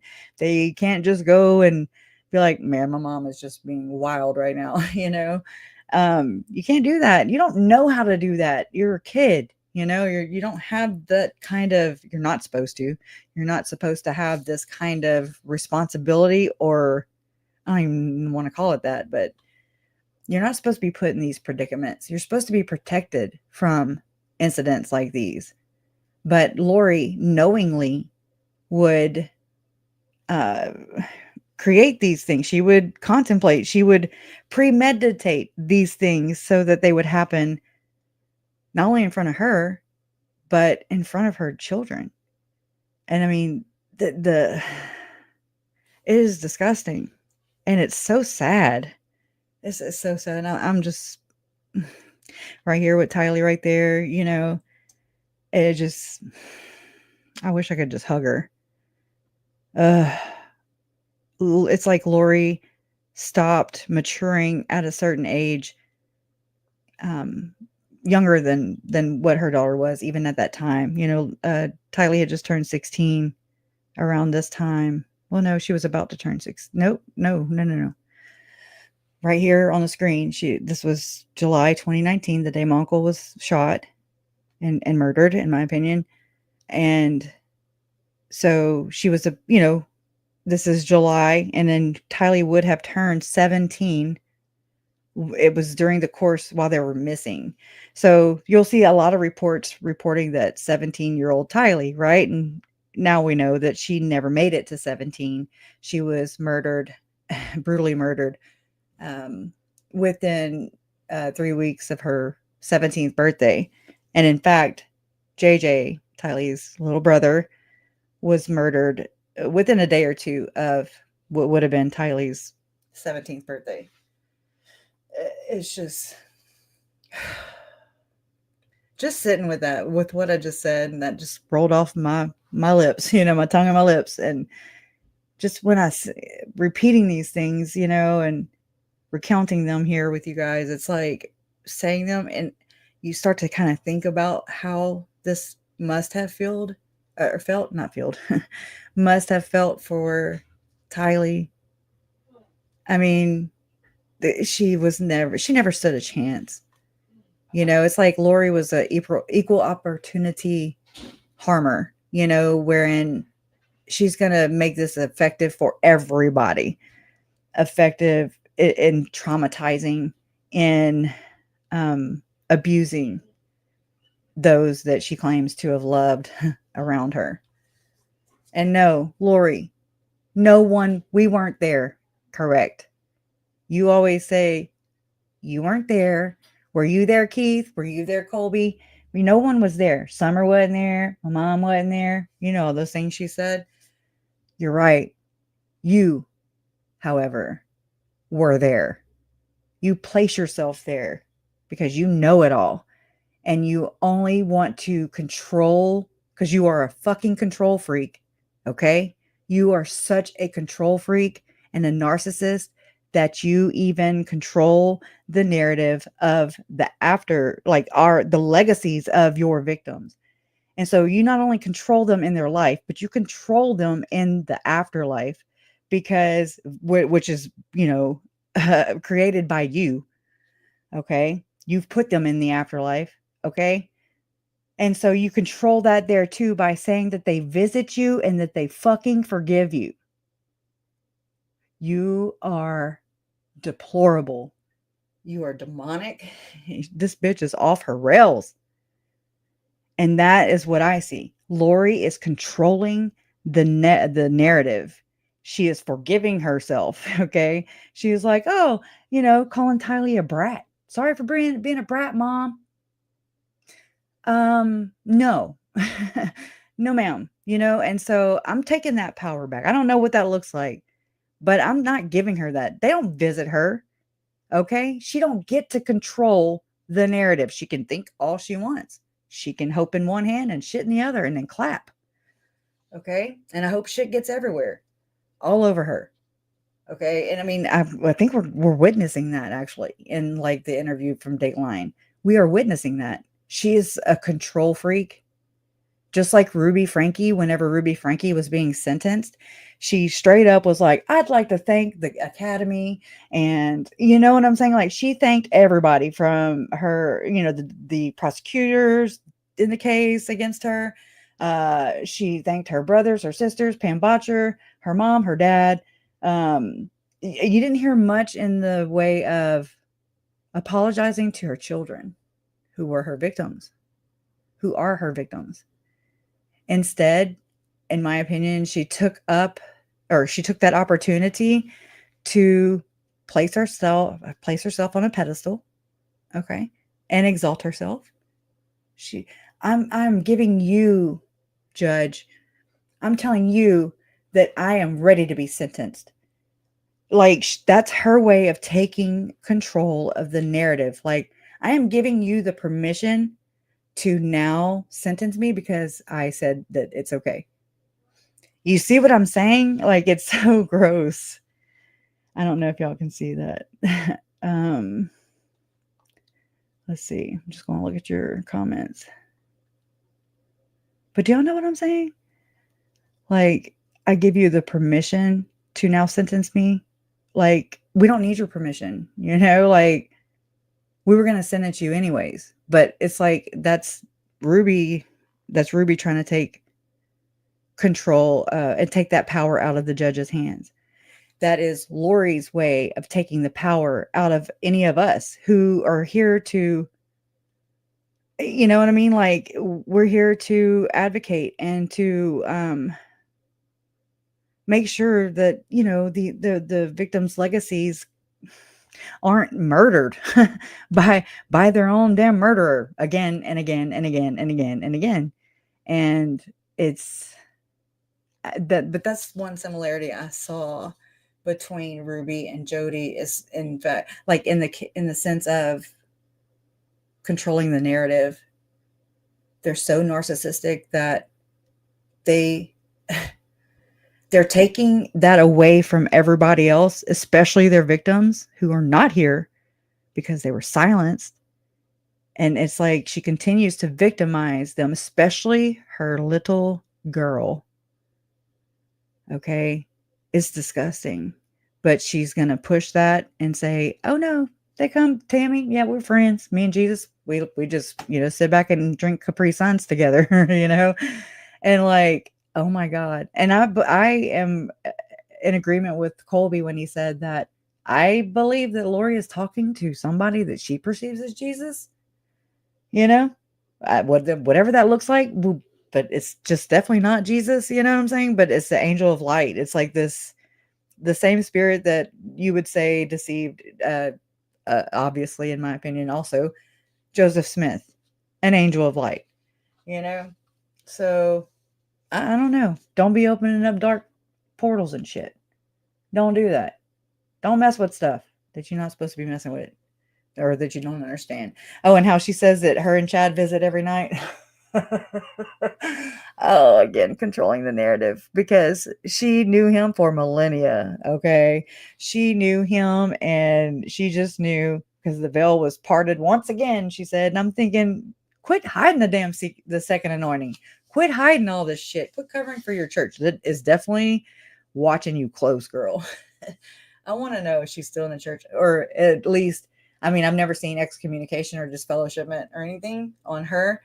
It would be interesting to know if like a bishop or any kind of clergy goes to visit her, you know, in jail. That would be interesting. And I just kind of wrote some things down.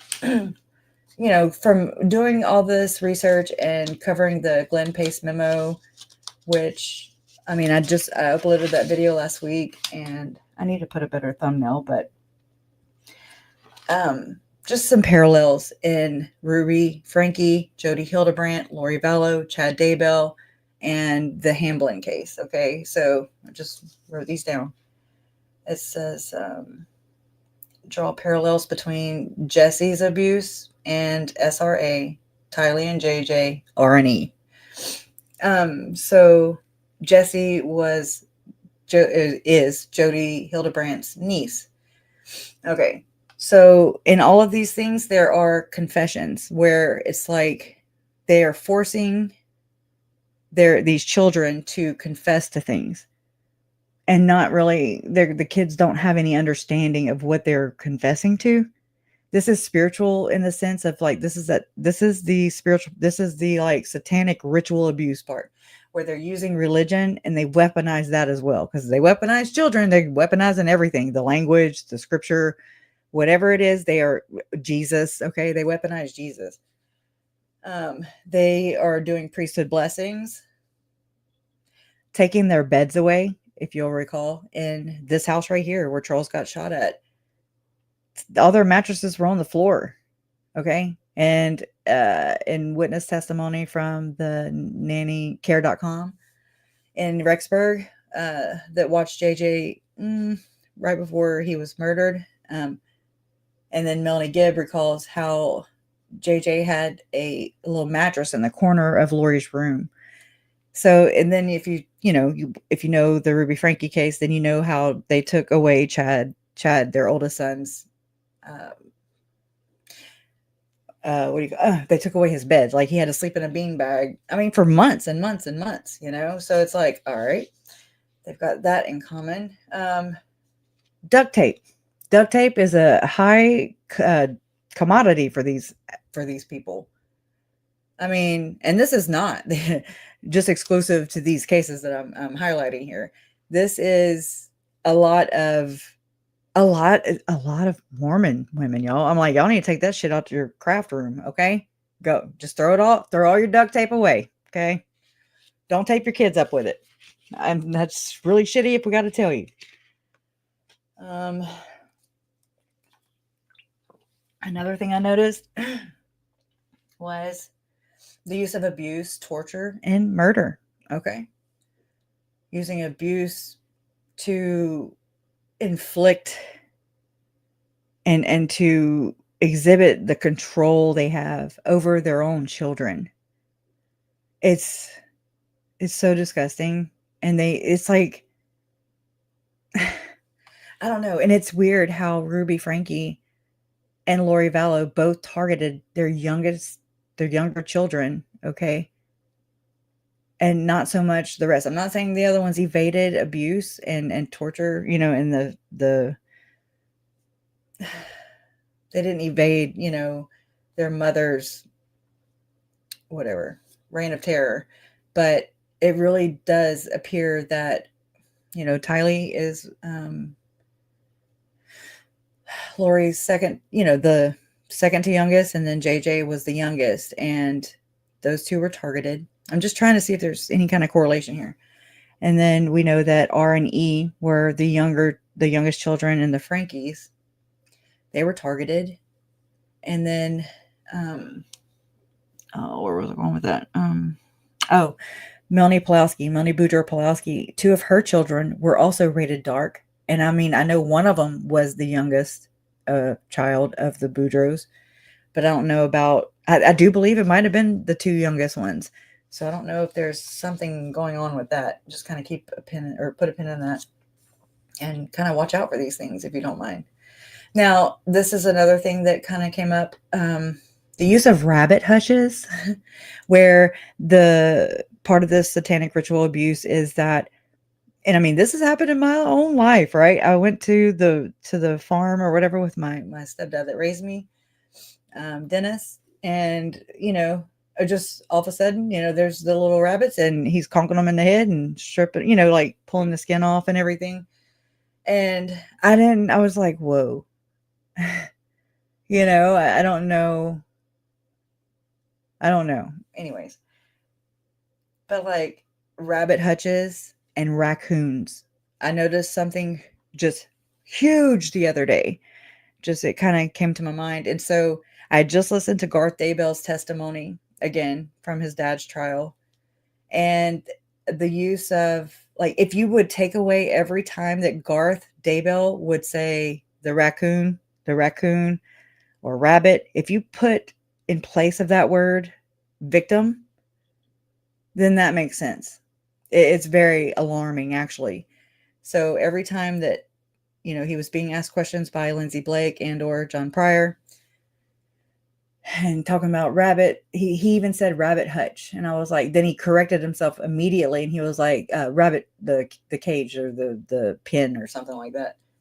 And I was like, oh my God, because I also heard in Joe Binion from the Hamblin case, the use of, scaring these kids by killing animals in front of them, because then they tell them, if you tell anybody, I will kill your whole family. And then, of course, they're going to comply and listen because they literally saw them just destroy little pets, or what a kid would consider a pet, and or threats against family members because they witnessed torture and killings. I mean, I don't know. I'm just trying to put this into perspective. It's a complete inversion of Christianity. Everything is backwards. Dark is light, light is dark, wrong is right, right is wrong. Abuse is love. They all strip their children of every comfort, safety, place of love. They strip everything away from their children. Like and to me, it's a form of getting their children to comply. It's a form of exerting their coercive control. It's a form of, it's so many forms of abuse, taking away people they love. Like once Tylee was gone, JJ was just there and he didn't have his protector, so to speak. And that was never, it should have never been a task or role for Tylee to be put into. Or you see what I'm saying? But they relied on each other for comfort when mom was going off the freaking rails, in my opinion. But I mean, taking away cell phones. I mean, that happened as soon as this murder happened right here on July 11th, 2019.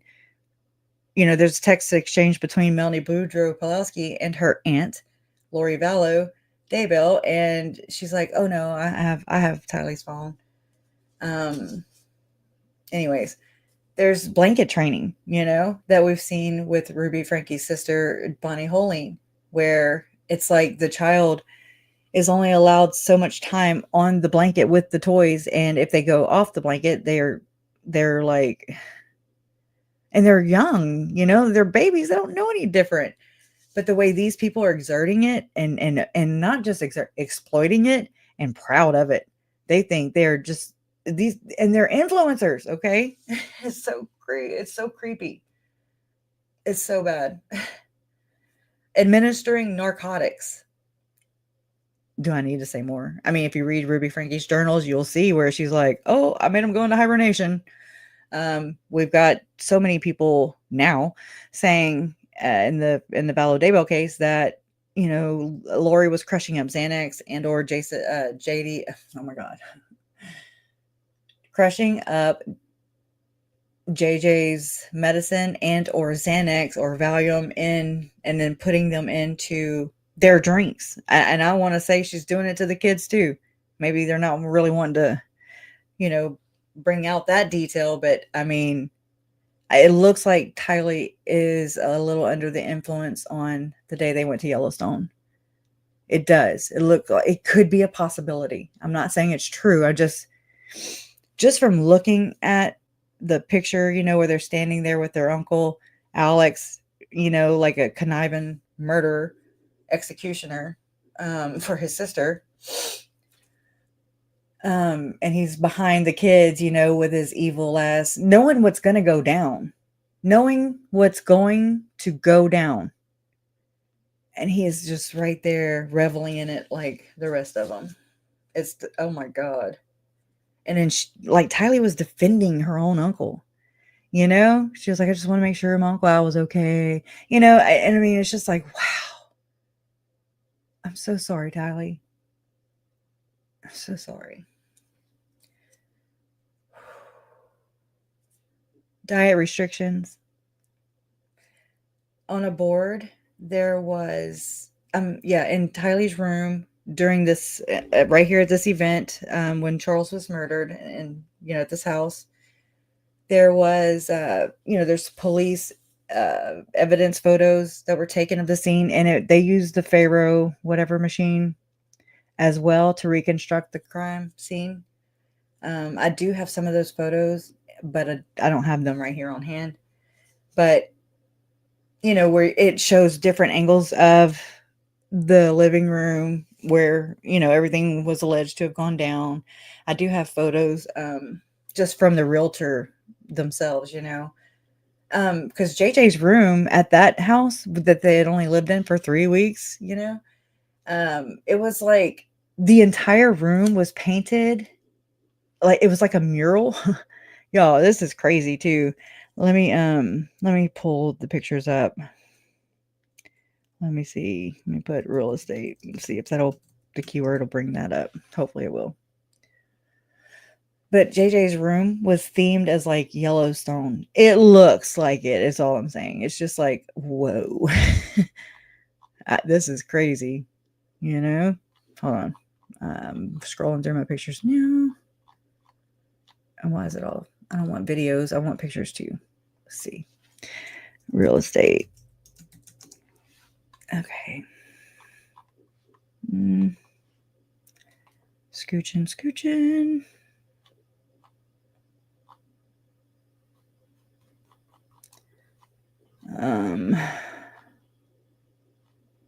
Okay. Still scrolling. My mom looks so pretty right there. It's just it's quick. See it right here. Her eyes closed though. Let's see here. I got a lot of material here. A lot of content. Try to keep up with them all. It is a task all in and of itself.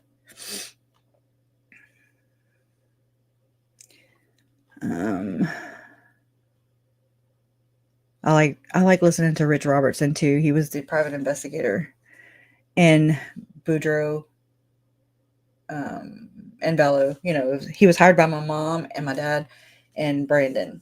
So, but yeah, the fat shaming, basically, I'm trying to continue. Look at my baby girl. She looks like a little alien. So cute. And there's Tim. This is what it's all about. I'm gonna play that real quick.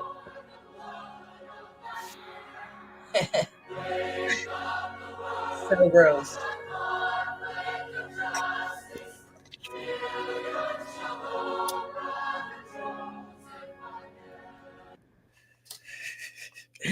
Yeah, Carly did that. Interesting. Come on. Okay, here we go.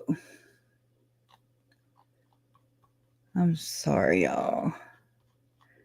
It is looking for.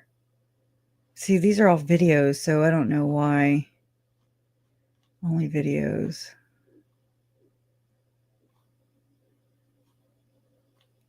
Okay.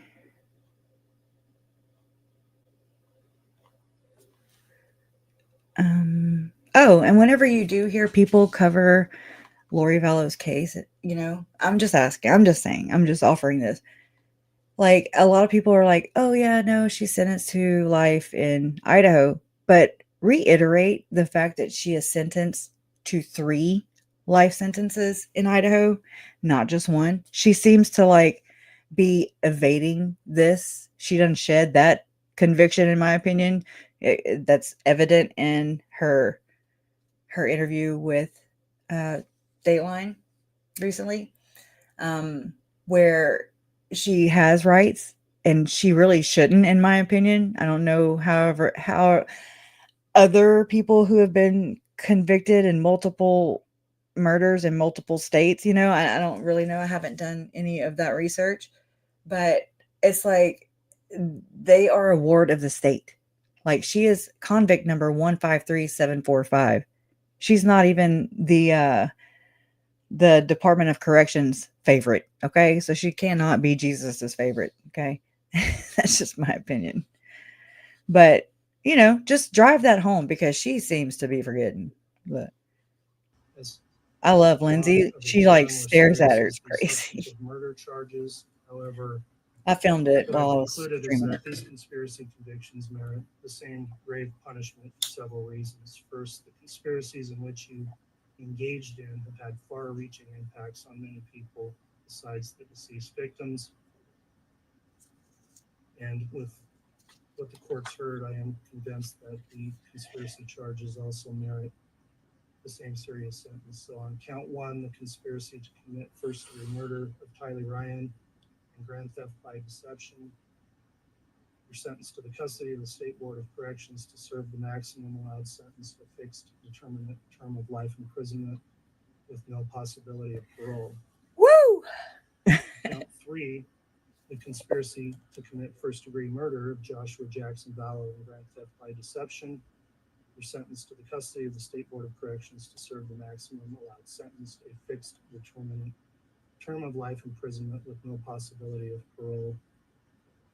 And on count 5, the conspiracy to commit the first-degree murder of Tammy Daybell, you're sentenced to the custody of the State Board of Corrections to serve the maximum allowed sentence, a fixed determinate term of life imprisonment with no possibility of parole. Woo! Yes. Finally, the court will address count 7, which is the charge of grand theft. And that charge, the court is going to sentence you to a fixed determinate term of 5 years of prison, followed by an indeterminate term of 5 years of prison, for a total 10-year term of imprisonment. I don't know if I cuss or not here. Theft. The court will next consider whether sentences should be imposed consecutively or Bitch, don't smile. concurrently. Consecutive. I generally don't, I'm a pragmatic person, and I've struggled with the point of a consecutive sentence when in Idaho, a life sentence is just that, a life sentence without parole. I thought it through. 3 of them. Count them up. However, when I looked at this case and more I thought about it, I've determined that because there are 3 separate murders with 3 separate victims that occurred at 3 separate times, then running counts concurrently would not serve the interests of justice, because those crimes all need to be taken into account separately and distinctly and individually. And you need to be held accountable separately for each of the 3 murders. So on those counts, the court will run consecutively the count 2 murder of Tylee Ryan, consecutive to count 4, the murder of Joshua Jackson Vallow, and count 5 will run consecutive to count 2 and 4, the conspiracy to commit first-degree murder of Tammy Daybell. So 3 consecutive life terms of prison.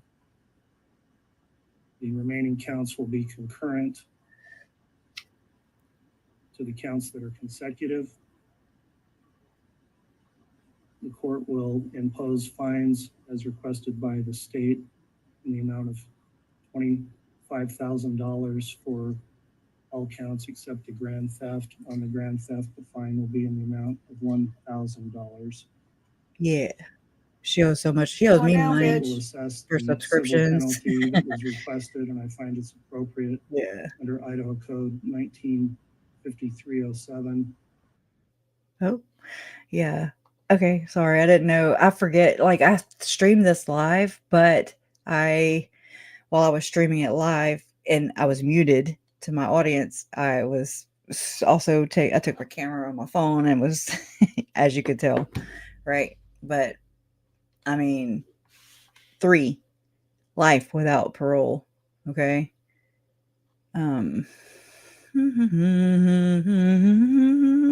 Just kidding. Let's see.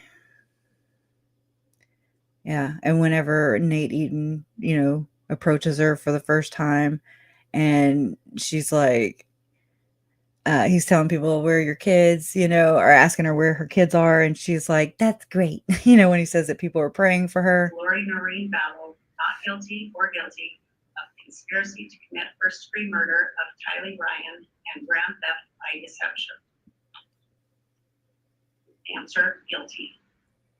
Question number 2. In regards to count 2 of the amended indictment, is Lori Vallow not guilty or guilty of first-degree murder of Tylee Ryan? Answer, guilty. Question number 3.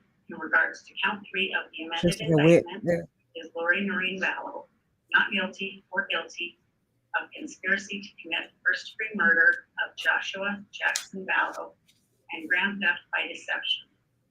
Answer, guilty. Question number 4.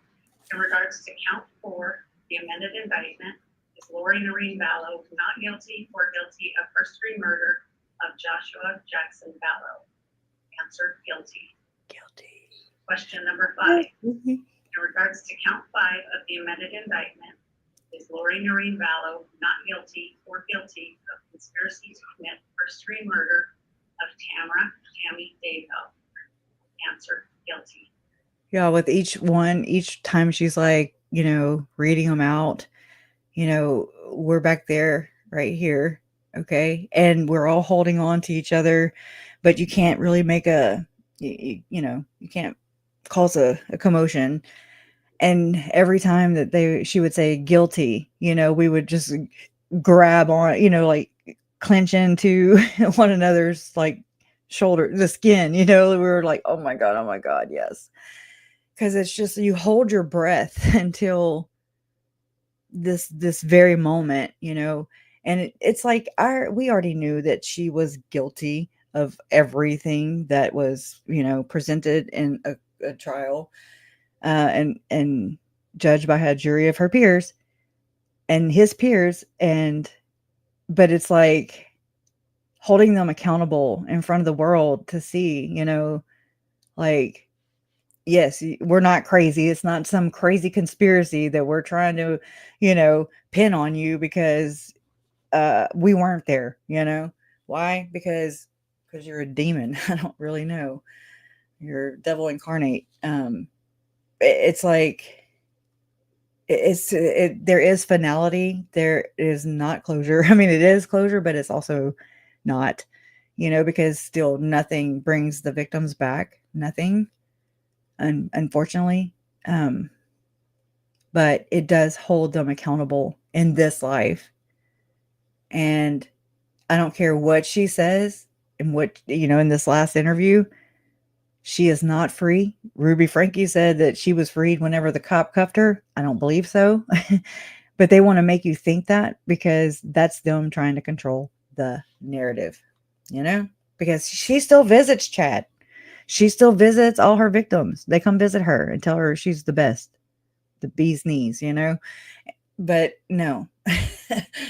Okay.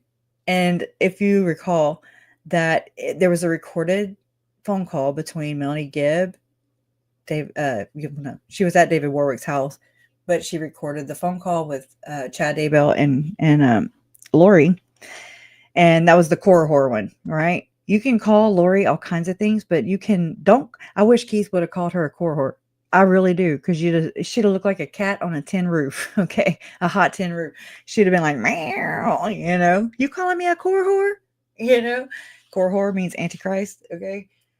And so she took offense to that. But you can call her all kinds of other things, okay? You just don't call her a core whore. That's what I learned that day. Is that what I was trying to bring out? It'll come back. Anyways. Question number 6. In regards to count 7 of the amended indictment, is Lori Vallow not guilty or guilty of grand theft? Answer: guilty. Dated this 12th day of May, 2023, signed by the presiding officer. That was my Aunt Susan's birthday that year. She was convicted. Convicted. Let me see. I had made these. Oh, come on. Uh-oh, it's froze. Come on. I'll never know if it's my mouse or if it's me sometimes. Hold on. I'm just waiting on it to. I hope it's not froze. No, I can switch back over to there. Huh. Let me see what's going on.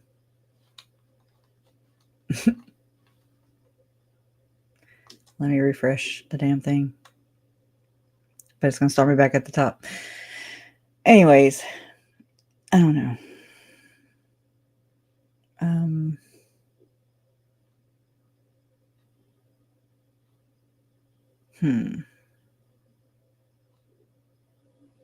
All right, well, I don't know. I'm kind of losing.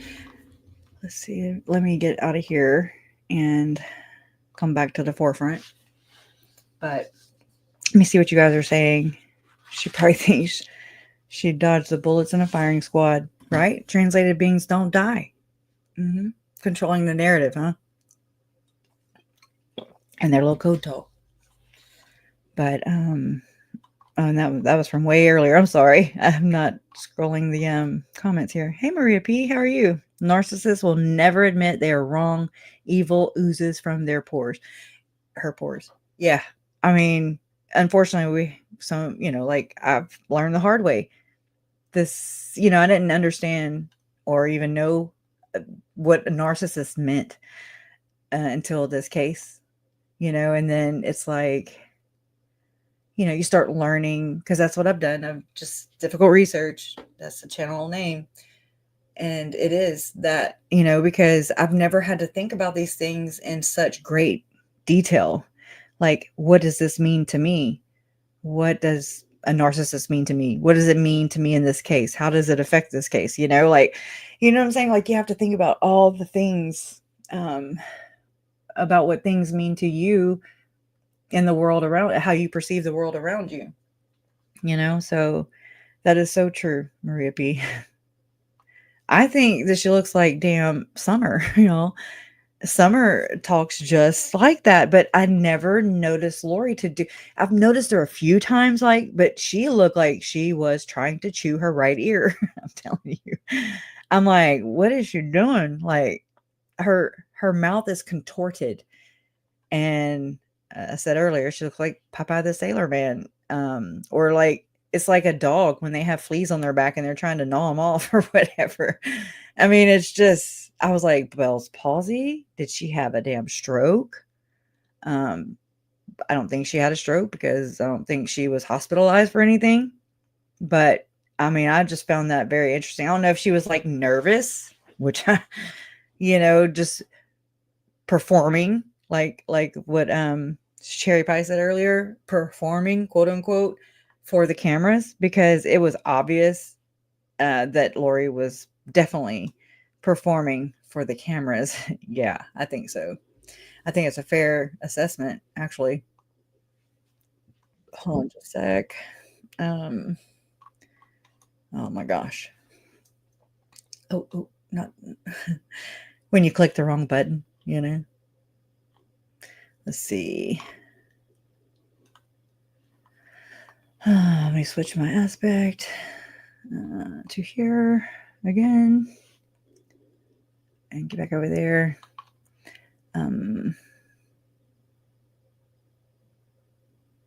Yeah, this one's good too. I'll share this link. This is to Joe Schmo. So he read the filings that Lori filed over, like, while we were all like distracted with Dateline. She was filing motions, being her own lawyer, you know.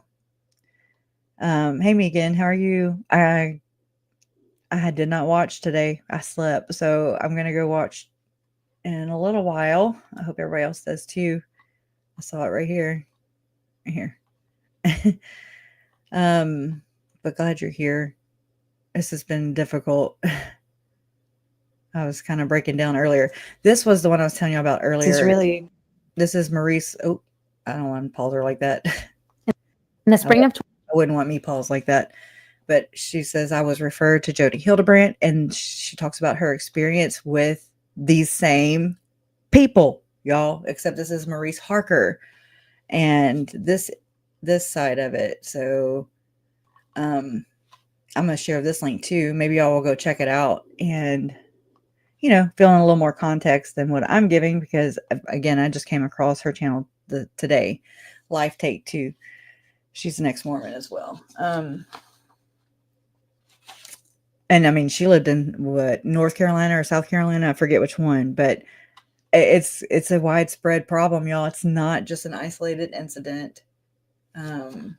There's this, if not, maybe it is more widespread than even what I'm thinking. You know, I've gone from, oh my God, if the whole church is evil, to no, come on now, you know, like, be realistic.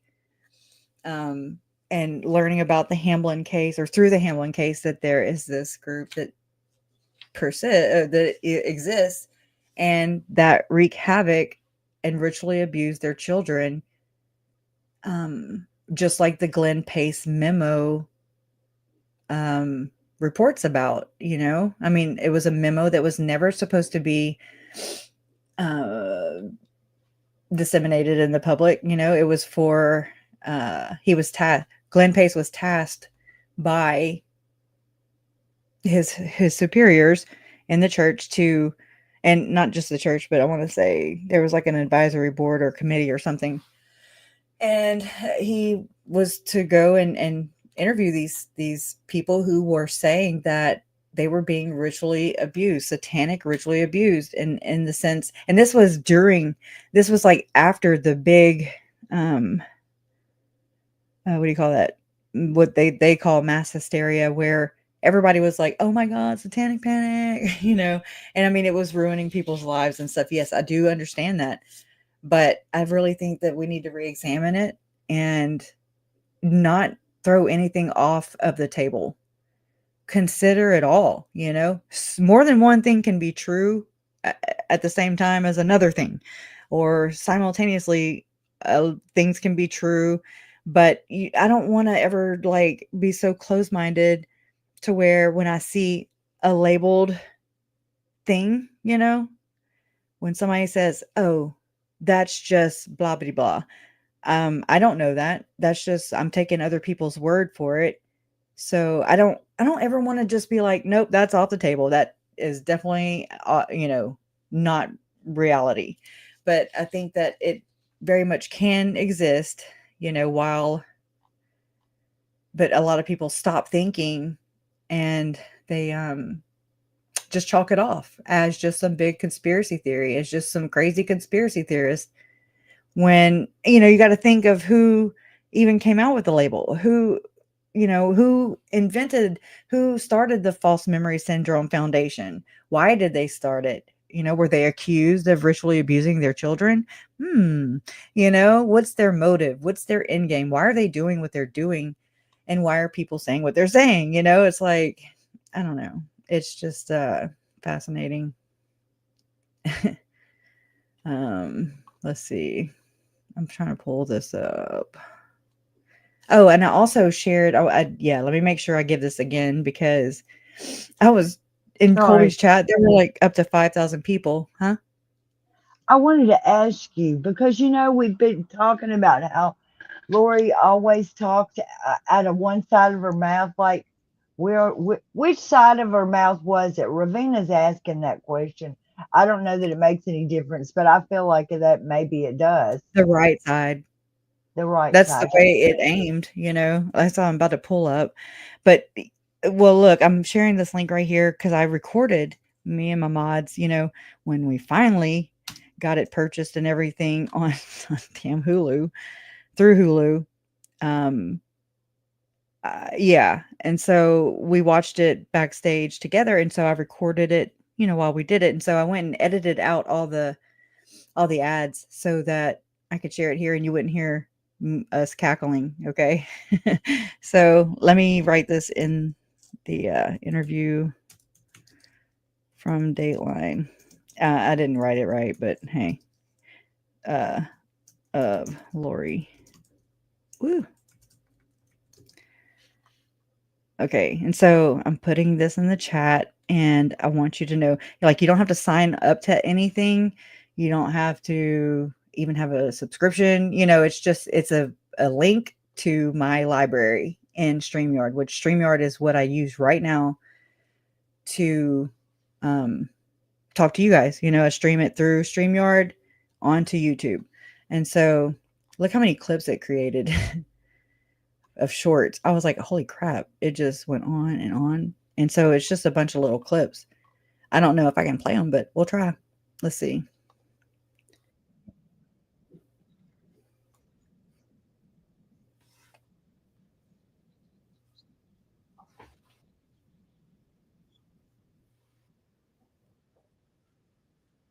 And trannies.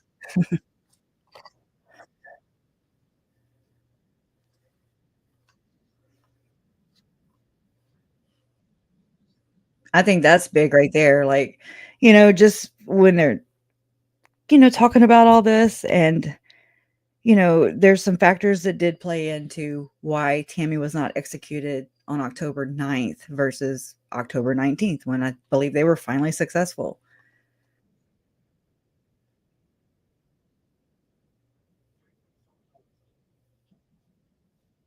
Mhm. That tracks to me. I don't know much about firearms. I don't know about, but when you think about it in the context of everything, about how the gun jammed up, and that's why, it sounded like a damn paintball gun, whether or not, you know what I'm saying? Like, that was a big fight between prosecutors and defense during the trials. Was like, was it a paintball gun? Was it a gun? Does it matter? Like, it's even if it was, okay, so Chad's belief is that whenever someone experiences trauma, then it's like, the way they look at it, studying the emotion code by Dr. Bradley Nelson, okay, by studying this course and becoming certified emotion code, what do you call it, energy healing things. That's what Zalema went through. Julie Rowe went through this course. Tammy went through this course, and Chad went through this course. Okay. So, I mean, this is energy healing being practiced by all these people. And so Chad's belief, from my understanding of it, is that he told Lori, he was like, it's not that easy to get someone's spirit out of their body. And so what I believe he means about that is that, when someone goes through like a traumatic experience, they're not really, it shocks the brain. And like, if through the Hamblin case, through this SRA, through the MK Ultra shit that's going on here, where they're using hypnosis and they are wanting to cause their children to compartmentalize, to form another multiple personality disorder or dissociative identity disorder. It causes them to have another part. David Hamblin calls this the parts theory. And it's to create another personality that he can use hypnosis to abuse his daughters, allegedly, to service other group members sexually as a child, okay, allegedly. So he can say, okay, whatever, and he does his little hypnosis or bippity boppity. I don't know what he does. I'm not there. I'm not like Lori. And so he says, okay, come on, Tabitha, come forth, or whatever he does. And so the child, in their brain, the part in their brain that's called Tabitha will come forth with being promiscuous, sexy, seduction, like, I don't, it's so complex, y'all. This is so complex. It's so hard to explain. But I mean, that's my understanding of it. It's just like, so it wasn't easy to get Tammy's spirit out of her body because they had just had a traumatizing event where she was shot at. Or was it just a scare, Tammy, is what I'm saying? Or was it shoot to kill, and then this failed? I mean, or was it both? You know what I'm saying? So I don't know. And it's like it goes hand in hand with that chaos that comes with these people. They create chaos and confusion in the word salad and never directly answer things. They're so passive aggressive, and they are waging war on their loved ones without their loved ones even knowing that. It's so unfair and unbalanced. I mean, their children even, it's so sick and extra.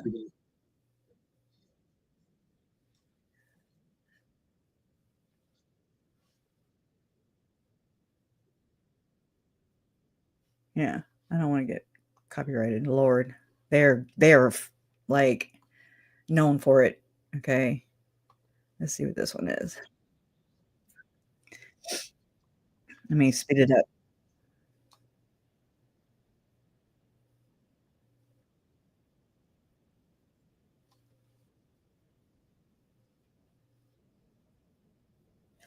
I'm gonna change my aspect too. Oh, it's not even playing. Okay, hold on. I'm sorry. What the hell? You didn't tell me. Hold on. Let me stop it. Let me see if y'all are even seeing the screen. I'm not even showing that y'all are. Holy hell. No, I'm so sorry, y'all. Am I even in here? I'm so sorry. I've been just playing and stopping, and yeah, I was playing clips from Dateline. And this is where I have it recorded. And so you can, by following that link I provided throughout the chat a couple times, it's a Dateline episode, and you can watch it yourself wherever you are. Okay. And it's the entire thing, except I edited the one that I shared with you. So just to cut out the commercials, see, because there were many commercials. Okay. If you didn't have depression before, you will now. Holy crap. It went on and on. But just to kind of look at like what Lori. It was amazing because the veil was once again open. Okay, her lips are not matching. And we remembered each other. Cut that out. They're just known. They're famous for striking people. So I'm just muting the music. Is how she knew she and Chad had met in past lives. Lots of times. Chad's past lives? How many? 31. Y'all, Colby's answer on this, he was like, so you're telling me that you came to this planet 31 times? You suck that bad that you've had to relive life 31 times? I was like, right. I've always said that about those quote unquote near-death experiences. I'm like, you can't even whole ass die. Y'all are just like using these traumatic experiences, like jumping off of a cliff, or I don't know what Lori's doing with this whole, I had a near-death experience when she was giving birth to Tylee. But if you know how their beliefs are, the belief is, and this was actual text exchange between Zalima and Chad, I want to say, and maybe Lori, but Zalima and Chad for sure, where they believed that Colby's baby in the future was going to be JJ reincarnated. Okay. So if you go with this concept, this belief that Lori seems to believe too, because she believes that Tylee was reincarnated as you know, from Stacy, when Stacy died. Stacy was Lori's oldest sister, okay? And she believed that Tylee, her daughter, Lori believed Lori's daughter, Tylee, was Stacy reincarnated. So, you're just like, what do they freaking believe and why? Why do they believe this? Mormons, they deny this part. They're like, we don't believe in multiple lives. But then it's very contradictory too, because if you say, okay, there's the life before this, which they call premortal life, then there's this life. Okay. We're already at 2. Then there's the afterlife. That's 3. So that's multiple mortal lives, reincarnation, or, and multiple mortal probations in Mormon terms is like reincarnation, but like Julie Rose says that I am always a girl. I never come back as a man or a bird or a rock. So, I'm just trying to figure out like all their different perspectives, and I'm trying to collectively, like, what do they believe, like, and why, where'd they get it from, and to what extent. So yeah, these are all the clips that it made, just little shorts, but I'm afraid to publish them because, again, I don't know if it'll strike my channel. I do have a TikTok that I could maybe put them there because I really don't, it's not a monetized platform, so I don't really care. I really don't care about this either, but copyright does. And so I'm just trying not to be such a rule breaker. It was, of course, the body of 7-year-old J.J. Vallow, still dressed in the red pajamas he was last seen in, a plastic bag over his head, Have it sped duct up. tape over his mouth. The ME said he'd been asphyxiated. That was a very emotional moment. Did a number on just the bag over the head, y'all.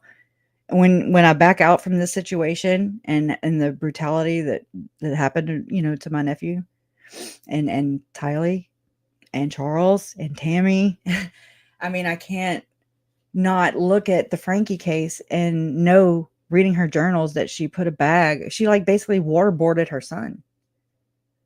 And that's prevalent. That's very pervasive and runs throughout these abusive mommy rings. I don't know.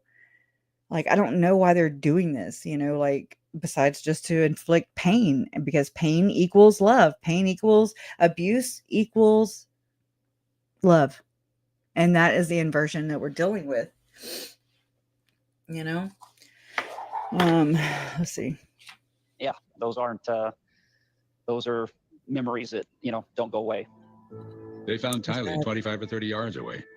It was Tylee who was burned, her body dismembered. Okay, so that's that clip, right?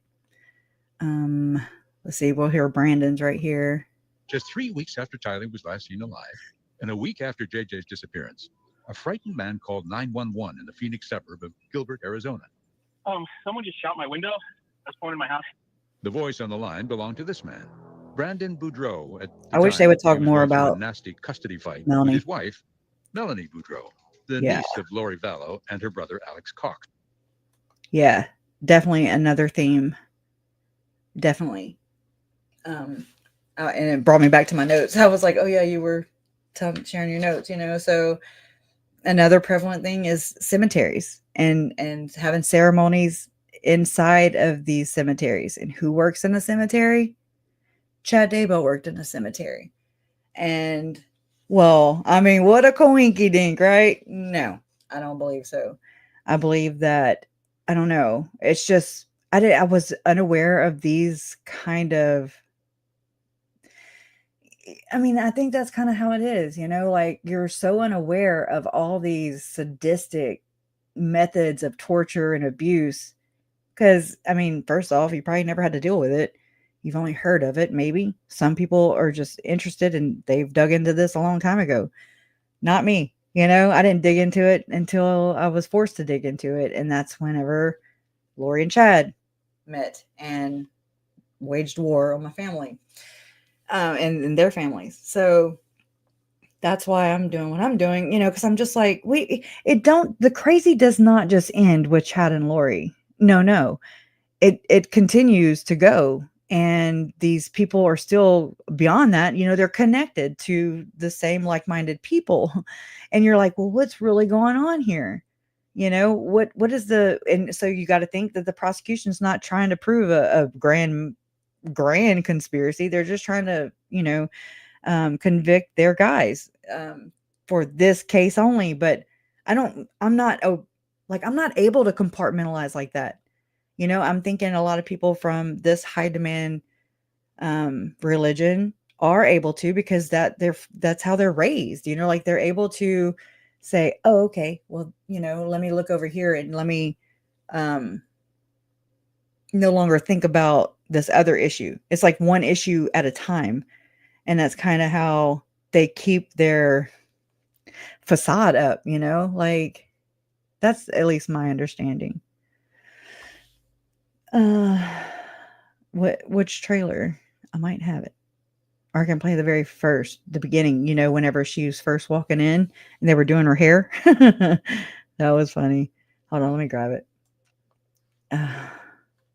Sorry, ADHD, big time.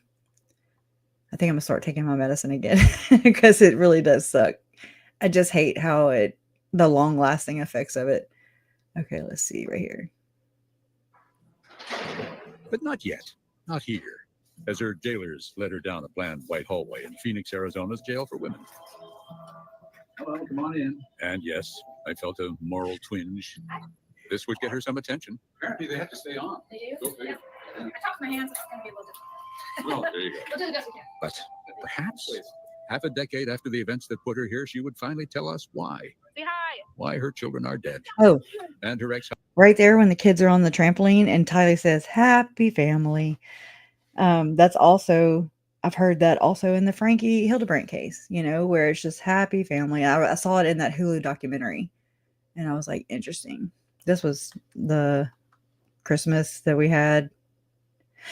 This is at my mom and Larry's, whenever I was dating this guy at the time. And I mean, Lori never was a red flag for me because I don't know. And I wasn't around her that much, and she really was just like she was with Keith. She was I think Donna made that, I think that statement or somebody from my mod team, but how she's just very charismatic and you're the only person that exists in that moment because she's so engaged in your conversation. Nobody else exists, and so in a sense that kind of manipulates on her part because she's got a mission. She's got a reason that she's engaged, and I don't know. It's just too much to have to explain, I don't know why she did what she did, but I was dating a guy at the time, and he by the end of the night, he leaned over and he was like, that bitch is crazy. And I was like, what? And he was talking about Lori, and I was like, wow, okay. And then, here we are. This is 7 years later, 2019, and she's like, hey, crazy, okay? And I'm just like, wow, how did he see that? And I was just looking at him like, what? I wasn't even drawing that. I wasn't even anywhere near that, and wow, takes one to know one is what I say. Husband and her lover's wife. Why all that death and mayhem? But Lori Vallow, as I was about to discover, had her own unique way of dealing with nosy interrogators. You're the most hated mom in America. I heard that. And we all know what the media does. And they exaggerate everything and they make stuff up and they twist things around. So I don't kind of like her mouth. I just figured. They twist it around just like your mouth, girl. You're the most hated mom in America. I heard that. And we all know what the media does. And they exaggerate everything and they make stuff up and they twist things around. So another possibility is that her face fell. And what I mean by that is the Botox has left the building. It's trying to evade her face and her jowls. And it's like a bunch of bulldogs and a pair of pantyhose, I think it was on Steel Magnolias where she said that. One of them. Anyways, I probably messed it up, but I don't know how it became what it is today. It's amazing to me. And I don't really know. And I'm not exposed to what's going on out there. then why are you here? You know? Why are you here? Misunderstood? Absolutely. But yeah. Misunderstood how? I mean, how In did they get every you way. wrong? I mean, how do you know a person if you never talked to them in 5 years? How do you know anything about them? How do you know anything? Girl, I know more about you and Chad than I ever wanted to know. And I know more about you than you know yourself. I can say that for everybody in this chat room right now. They know more about you than you know about yourself. Because you're an inconvenience because of your trauma crimes, okay? Anything about their life, about how it really is. You remember the case, Whoa. right? Who can forget it? Woo! Hey, Chad and Lori's Dateline. How are you? Look, he's like, hey. He is such a nerd. How Oh, it it's really gonna flash again. I'm sorry. You remember the case, right? Who can forget it? Watch Hey, him. Chad and Okay. He's like, oh shit. Lori's Oh. Dateline. How are you? Oh, hey. Oh. You heading out today? Oh, no comment. That's where you see his, We I began our believe, his coverage demon. just over 5 years ago on the island of Kauai, where in January 2020, we found Lori and her fifth husband, Chad Daybell, just the two of them, Everybody dead. seemingly on holiday, Look, she's like, come this way. Walk this way. without a care in the world. Where are your kids? Except There's a lot of people. And I know how Megan talks about how Lori walks, you know, and I just, you know, I understand that. She does have her bubbly little walk, her gait, you know. Yeah. Totally. Flings her hair from side to We're side. worried about your kids. yes, except Are you guys worried Uses about her them? body. this was just months after Lori's children Look. Oh, wait. There was his demon. I'm sorry. in the world. Where are your kids? Except There's a Where? lot of What? people who are worried about your kids. What? yes, except Are you guys worried about them? Oh, this was it's just happening. months after Round. There it is. That does not look like Chad. Sorry. It does not. Lori's children. 16-year-old Kylie and 7-year-old JJ had simply vanished from their home in Idaho. Say hi. Vanished from the face of the earth. Happy. And by then, police. Ashlyn was like, she has had those yoga pants forever. Okay. She always wore them. She looks like she got a tattoo right there, but she does not. learned about other suspicious deaths. With her baggie with her cash in it. And a prescription, maybe. And Chad and Lori's inner circle. What happened to Tammy, Chad? Chad's wife, Tammy, found dead one autumn morning in Idaho, just a couple of weeks before Chad. Oh, Malachite right there. It's not Zalima's ring, hooker. Oh my God. That was so lame. And it's like, here she is. She called for this interview. It's her time to shine. And instead, she just attacks Keith and she deflects and she denies, of course. And then you weren't there. You don't know. How do you know? How do you know people in 5 years? You know, like the media just has it all wrong. So it's just this grand conspiracy to, you know, us against them. This is the world against Lori and Chad. They just don't understand. They never will. We will never understand all that she's had to quote unquote sacrifice, you know, because the Lord asked her. And again, I'll present the fact that she is worshiping the Dark Lord because they're just inverted completely. How many more people are like this? Like Ruby Jody, David Hamblin, Gordon Bowen, Tim Ballard, Tom Harrison, Ken Krogh. Just the whole roll call. Married Lori. Also recently dead, Lori's fourth husband, Charles Vallow. Charles had been shot to death by Lori's brother, Alex Cox. You know, no weapons? No weapons on me. He had his glasses on his head too.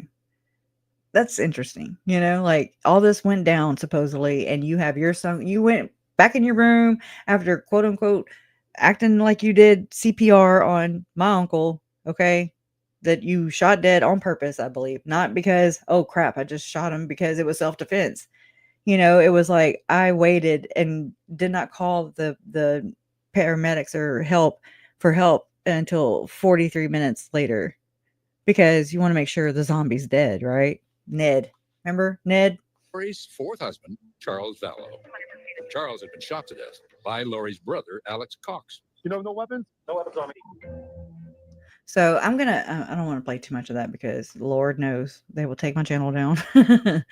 But I mean, it sucks, Let me copy and paste this into the chat again.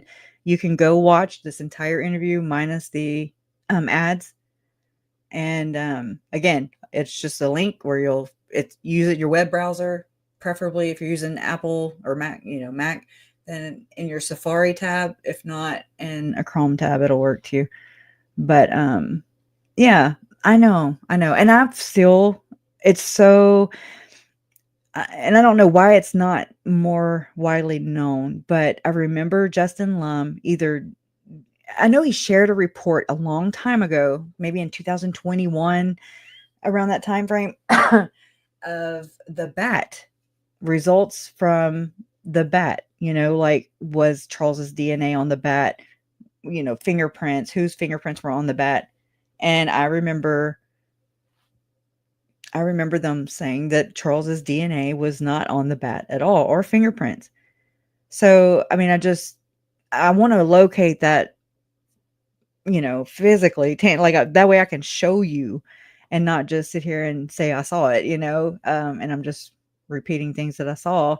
It's just, I don't know exactly where that's at. And look, you just saw a little portion of my library, when I go to look things up, and I'm just like, oh my God, there's so much crap in here.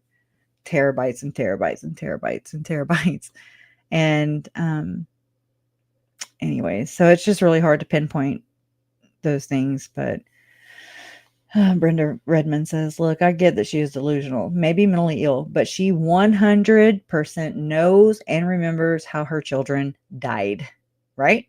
I agree with that, because no one was there. She's told this to Colby. She's told this to Summer. She's told this to, I'm sure, everybody. She's told it to everybody. No one was there. Were you there? And again, let's go back to the beginning of this, whenever Melanie Gibb, hold on, I'm pulling it up.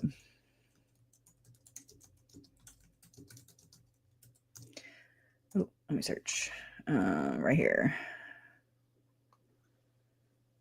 This is a recording on December 8th. And there's a part in here towards the end of the call, I guess. Let me see. It's not very loud, is it? At this point, I feel that you live by the scriptures, as you know. I know, but we can rest the scriptures for our own vainglory. I rested the scriptures? We can do that, and I feel that you have. Hold on. Belief system. Do I rest the scriptures? Is that what you're accusing me of at this point? I feel that you have. Why do you feel that way? I need an explanation on this.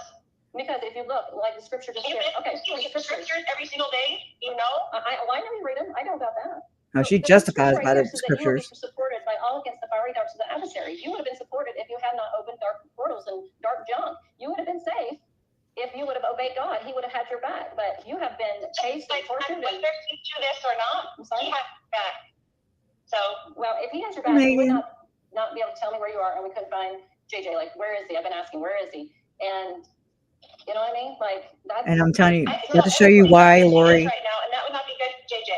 Is holding to the script. I'm sorry that you don't want me to protect my children, but I would never ask you to not protect your children. Of course you wouldn't. So I can tell that you're just adversarial, Mel. I love you. I'm sorry that you feel this way. Because I actually do care. I'm sharing what I feel for you, because I know your salvation's in trouble for what you've done. And my salvation is not in trouble at all. And I think you should check that with the Lord again. Well, I felt a lot of things from the Lord. And this doesn't feel right.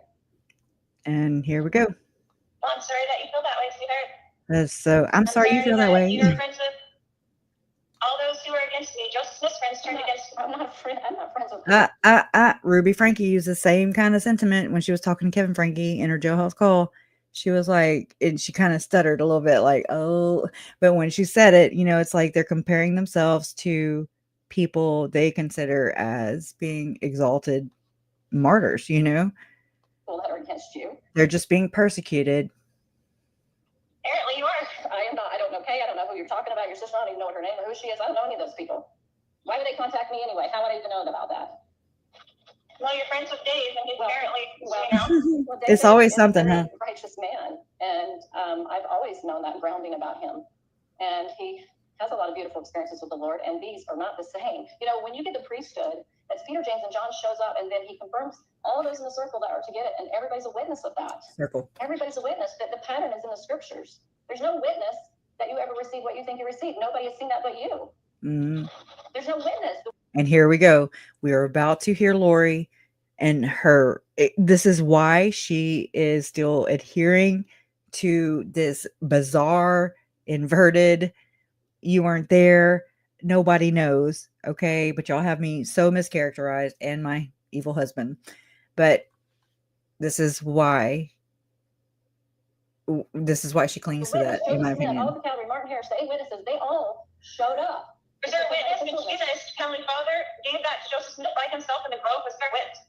No, but I love watching their faces in this call also, because they're not Mormon. And I mean, if it looks anything like what I look, I mean, I was just perplexed at like, what are we? I don't understand what they're like using biblical stories and stories from the Book of Mormon in order to exhibit and show each other examples of why and what things are supposed to be and not. It's very interesting. So I like watching my mom and dad's face in this, because it's like, what? But they had it later with other people. That was one experience, but others joined in later. When he brought other people into it, they had experiences.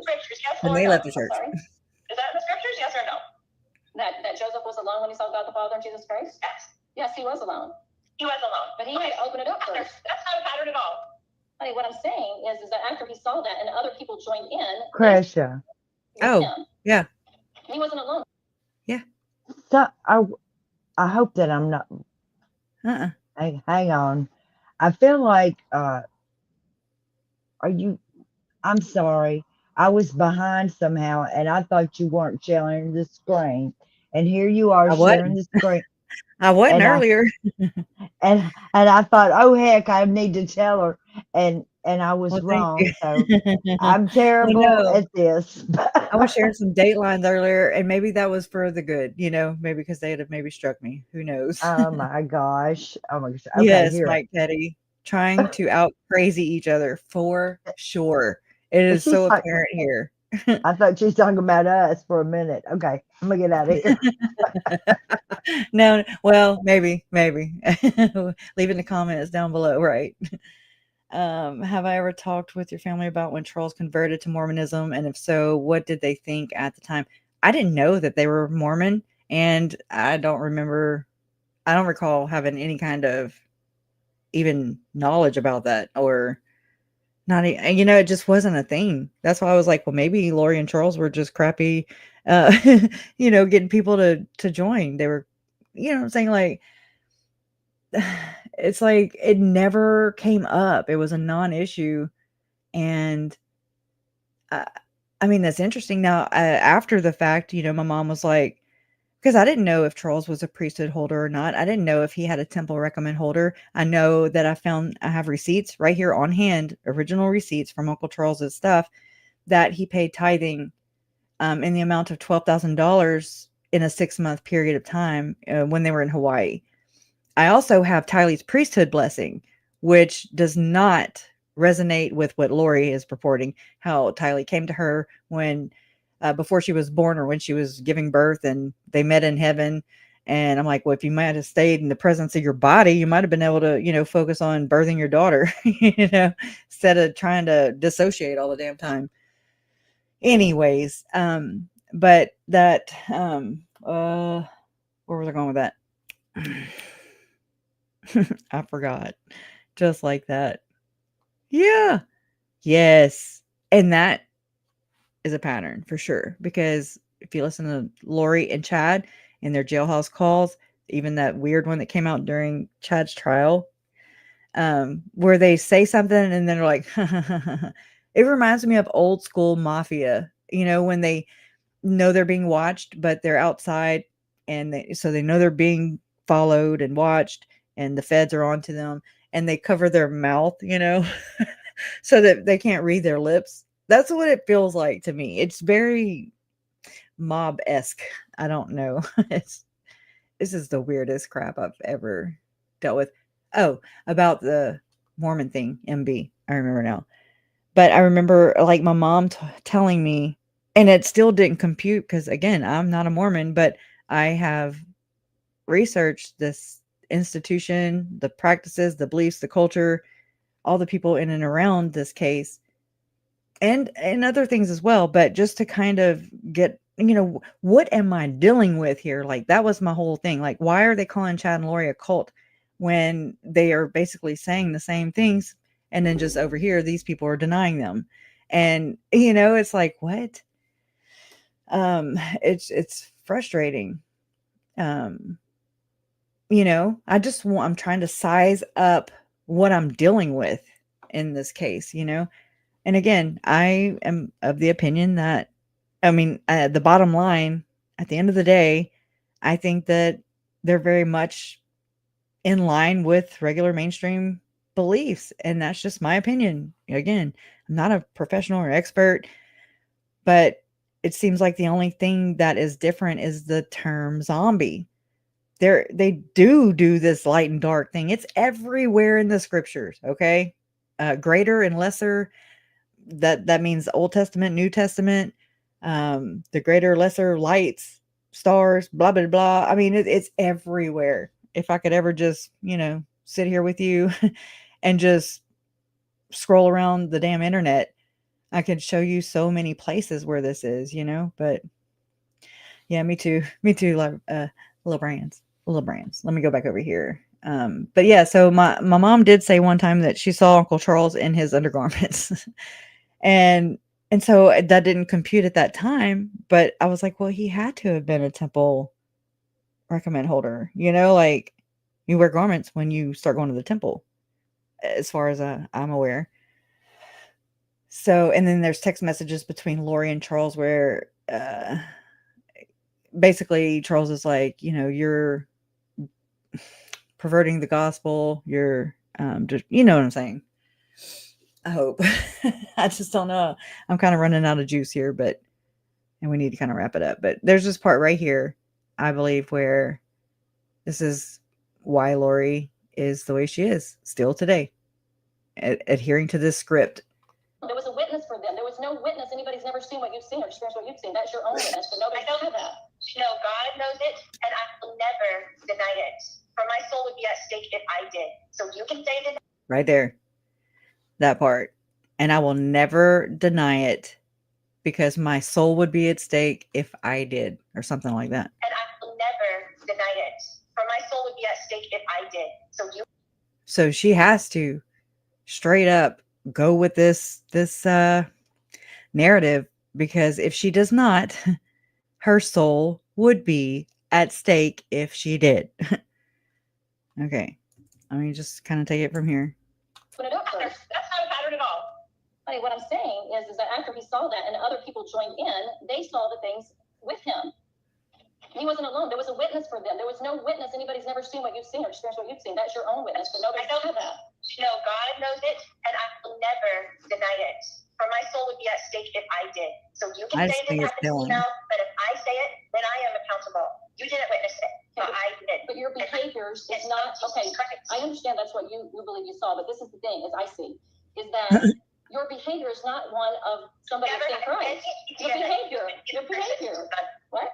Never had any idea. So she doesn't, Lori doesn't answer Melanie Gibb the argument, that Melanie Gibb is making. Lori never combats that with why she thinks that, or her reasoning for thinking the way she is thinking. Instead, she goes straight for the jugular, straight for the character assassination. I believe that is that's a big preview of what's going to be happening in this upcoming trial. It's not attack, with reason and logic, why she thinks the way she does, why she believes the way she does, why she justified all these murders with her belief system, her internal belief system. And she just attacks something else, that it's just a non-issue, and anyways, it's just weird. I don't know all those terms, but yeah, that you would be the person of all people to turn to me. I cannot. I am asking questions, and I am concerned for you. That is what somebody does when they care. You don't sound like you're concerned. You sound like you're accusatory. You don't sound concerned. You sound pissed off. I'm not. I am troubled. Maybe that's the better word. Troubled. Because these things, like you being with Chad before he's even divorced, Right is here. unusual behavior for a person that's seen Two. Jesus Christ. I was never with him and he was never divorced. I was never with him and he was never divorced. I know, y'all killed. You see what I'm saying? It's like so to the letter of the law. I mean, I've seen you guys together. So I haven't ever seen you with. I've never seen you with Chad kiss him and walk around the track and BYU with him. I never saw that. You say you're the one that's feeling guilty about being with someone before. Boom, deflect back onto you. You know, you're the one feeling guilty and you're projecting that onto me, Melanie. Oh, honey. I think that's not what we're talking about here. Wait, it's not what we're talking about here. That's what I'm saying. You are going off the deep end. Well, I'm just saying this is not a behavior of someone that sees Jesus Christ. It's not the behavior. Really? Have you ever seen Jesus Christ? So do you know what the future behavior would be if you had seen Jesus Christ? I know that when I don't know. That's not what y'all testify about when, you know, we're feel the fire. Chad's testifying about seeing Jesus. Again, I think they're using that particular, those scriptures or whatever to like boast their egos and cacao, you know, to their other like-minded, I don't even know what to call minions, followers, Kool-Aid in the gang. I mean, I've the Funky Bunch. Yeah, I don't have the words today. you know that when I pray, each of you every day, and he does protect me, and he is protecting me, and he will protect me. He is not. This accusation as well. And we will both stand there with him, and you tell me if I was lying or not. But we're both Same thing she told Colby. Same thing she told Colby. You know, whenever we are standing before Jesus Christ, you know, I won't tell you that you were wrong. I'll just tell you that I love you. Like, what a self-righteous, you know what? Jesus Christ. Boop, boop, boop. And that was it. So again, you know, and listening to that little part again right there where she's like, I will never deny it, for if I did, my soul would be at stake or something along those lines. That is very prevalent or very apparent in what we're seeing even today. 6 years later, here we are. So anyways, but I just want to thank you guys for being here. Sorry about, you know, the emotions early on in this. Did not know that I was going to feel them. But yeah, it comes with the territory. So justice for Tylee, Charles, Tammy, JJ, and Joe. And also, I'm going to ask Joe Schmo if maybe he can do a live stream with me sometime this week. I know that we're going to have court Tuesday. We're scheduled for that. And then I'm going to go on his show Tuesday night again, and we're going to talk more on the Glenn Pace memo. It's a very important conversation. I do believe that needs to be had, not just here, and we need to start talking about this, you know, and not just label something as not good, you know, like, oh, that's just a conspiracy. I really think we're failing there if we just discount things and label them as it's already been vetted out, you know, like I don't think so. Or just, you know, don't even go on what I'm saying. Do your own research and just dig into it some more, you know. But that's what we're going to talk about on Tuesday. We'll have the court, the status conference hearing for Lori, and then Tuesday night I'll be with Joe Schmo on his channel, and then maybe sometime, I don't know when he's free, but I would like to do it with him because he can keep me on task and I can share the crime scene photos that were taken and, you know, all that stuff the day that Charles was murdered on July 11, 2019. And we can just kind of go over some of those reports. And I'm blanking on everything else right now. So, which is normal. This is normal. Like I said, when I fall asleep before a live stream, I like completely reset. It's like the Men in Black come in and they're like, bzz. And I'm like, what are we doing? Where are we at? But anyway, so I appreciate you being here. Thank y'all, you know, for watching the Dateline interview and for sharing your experience and what you think about things, and you know, just keeping we keep the victims alive in this sense because, you know, we're still seeking justice for them. It's justice through understanding for some, and myself included. And, you know, they're worth it. Their blood was spilt for this purpose, in my opinion. Like, I'm going to use it for this purpose. And they're not here to say these things. And I'm just trying to do what I think they'd want me to do. But anyways, I appreciate you guys. Justice for Tylee, Charles, Tammy, JJ, and Joe. Love always wins. And you are proof of this. Bye, guys.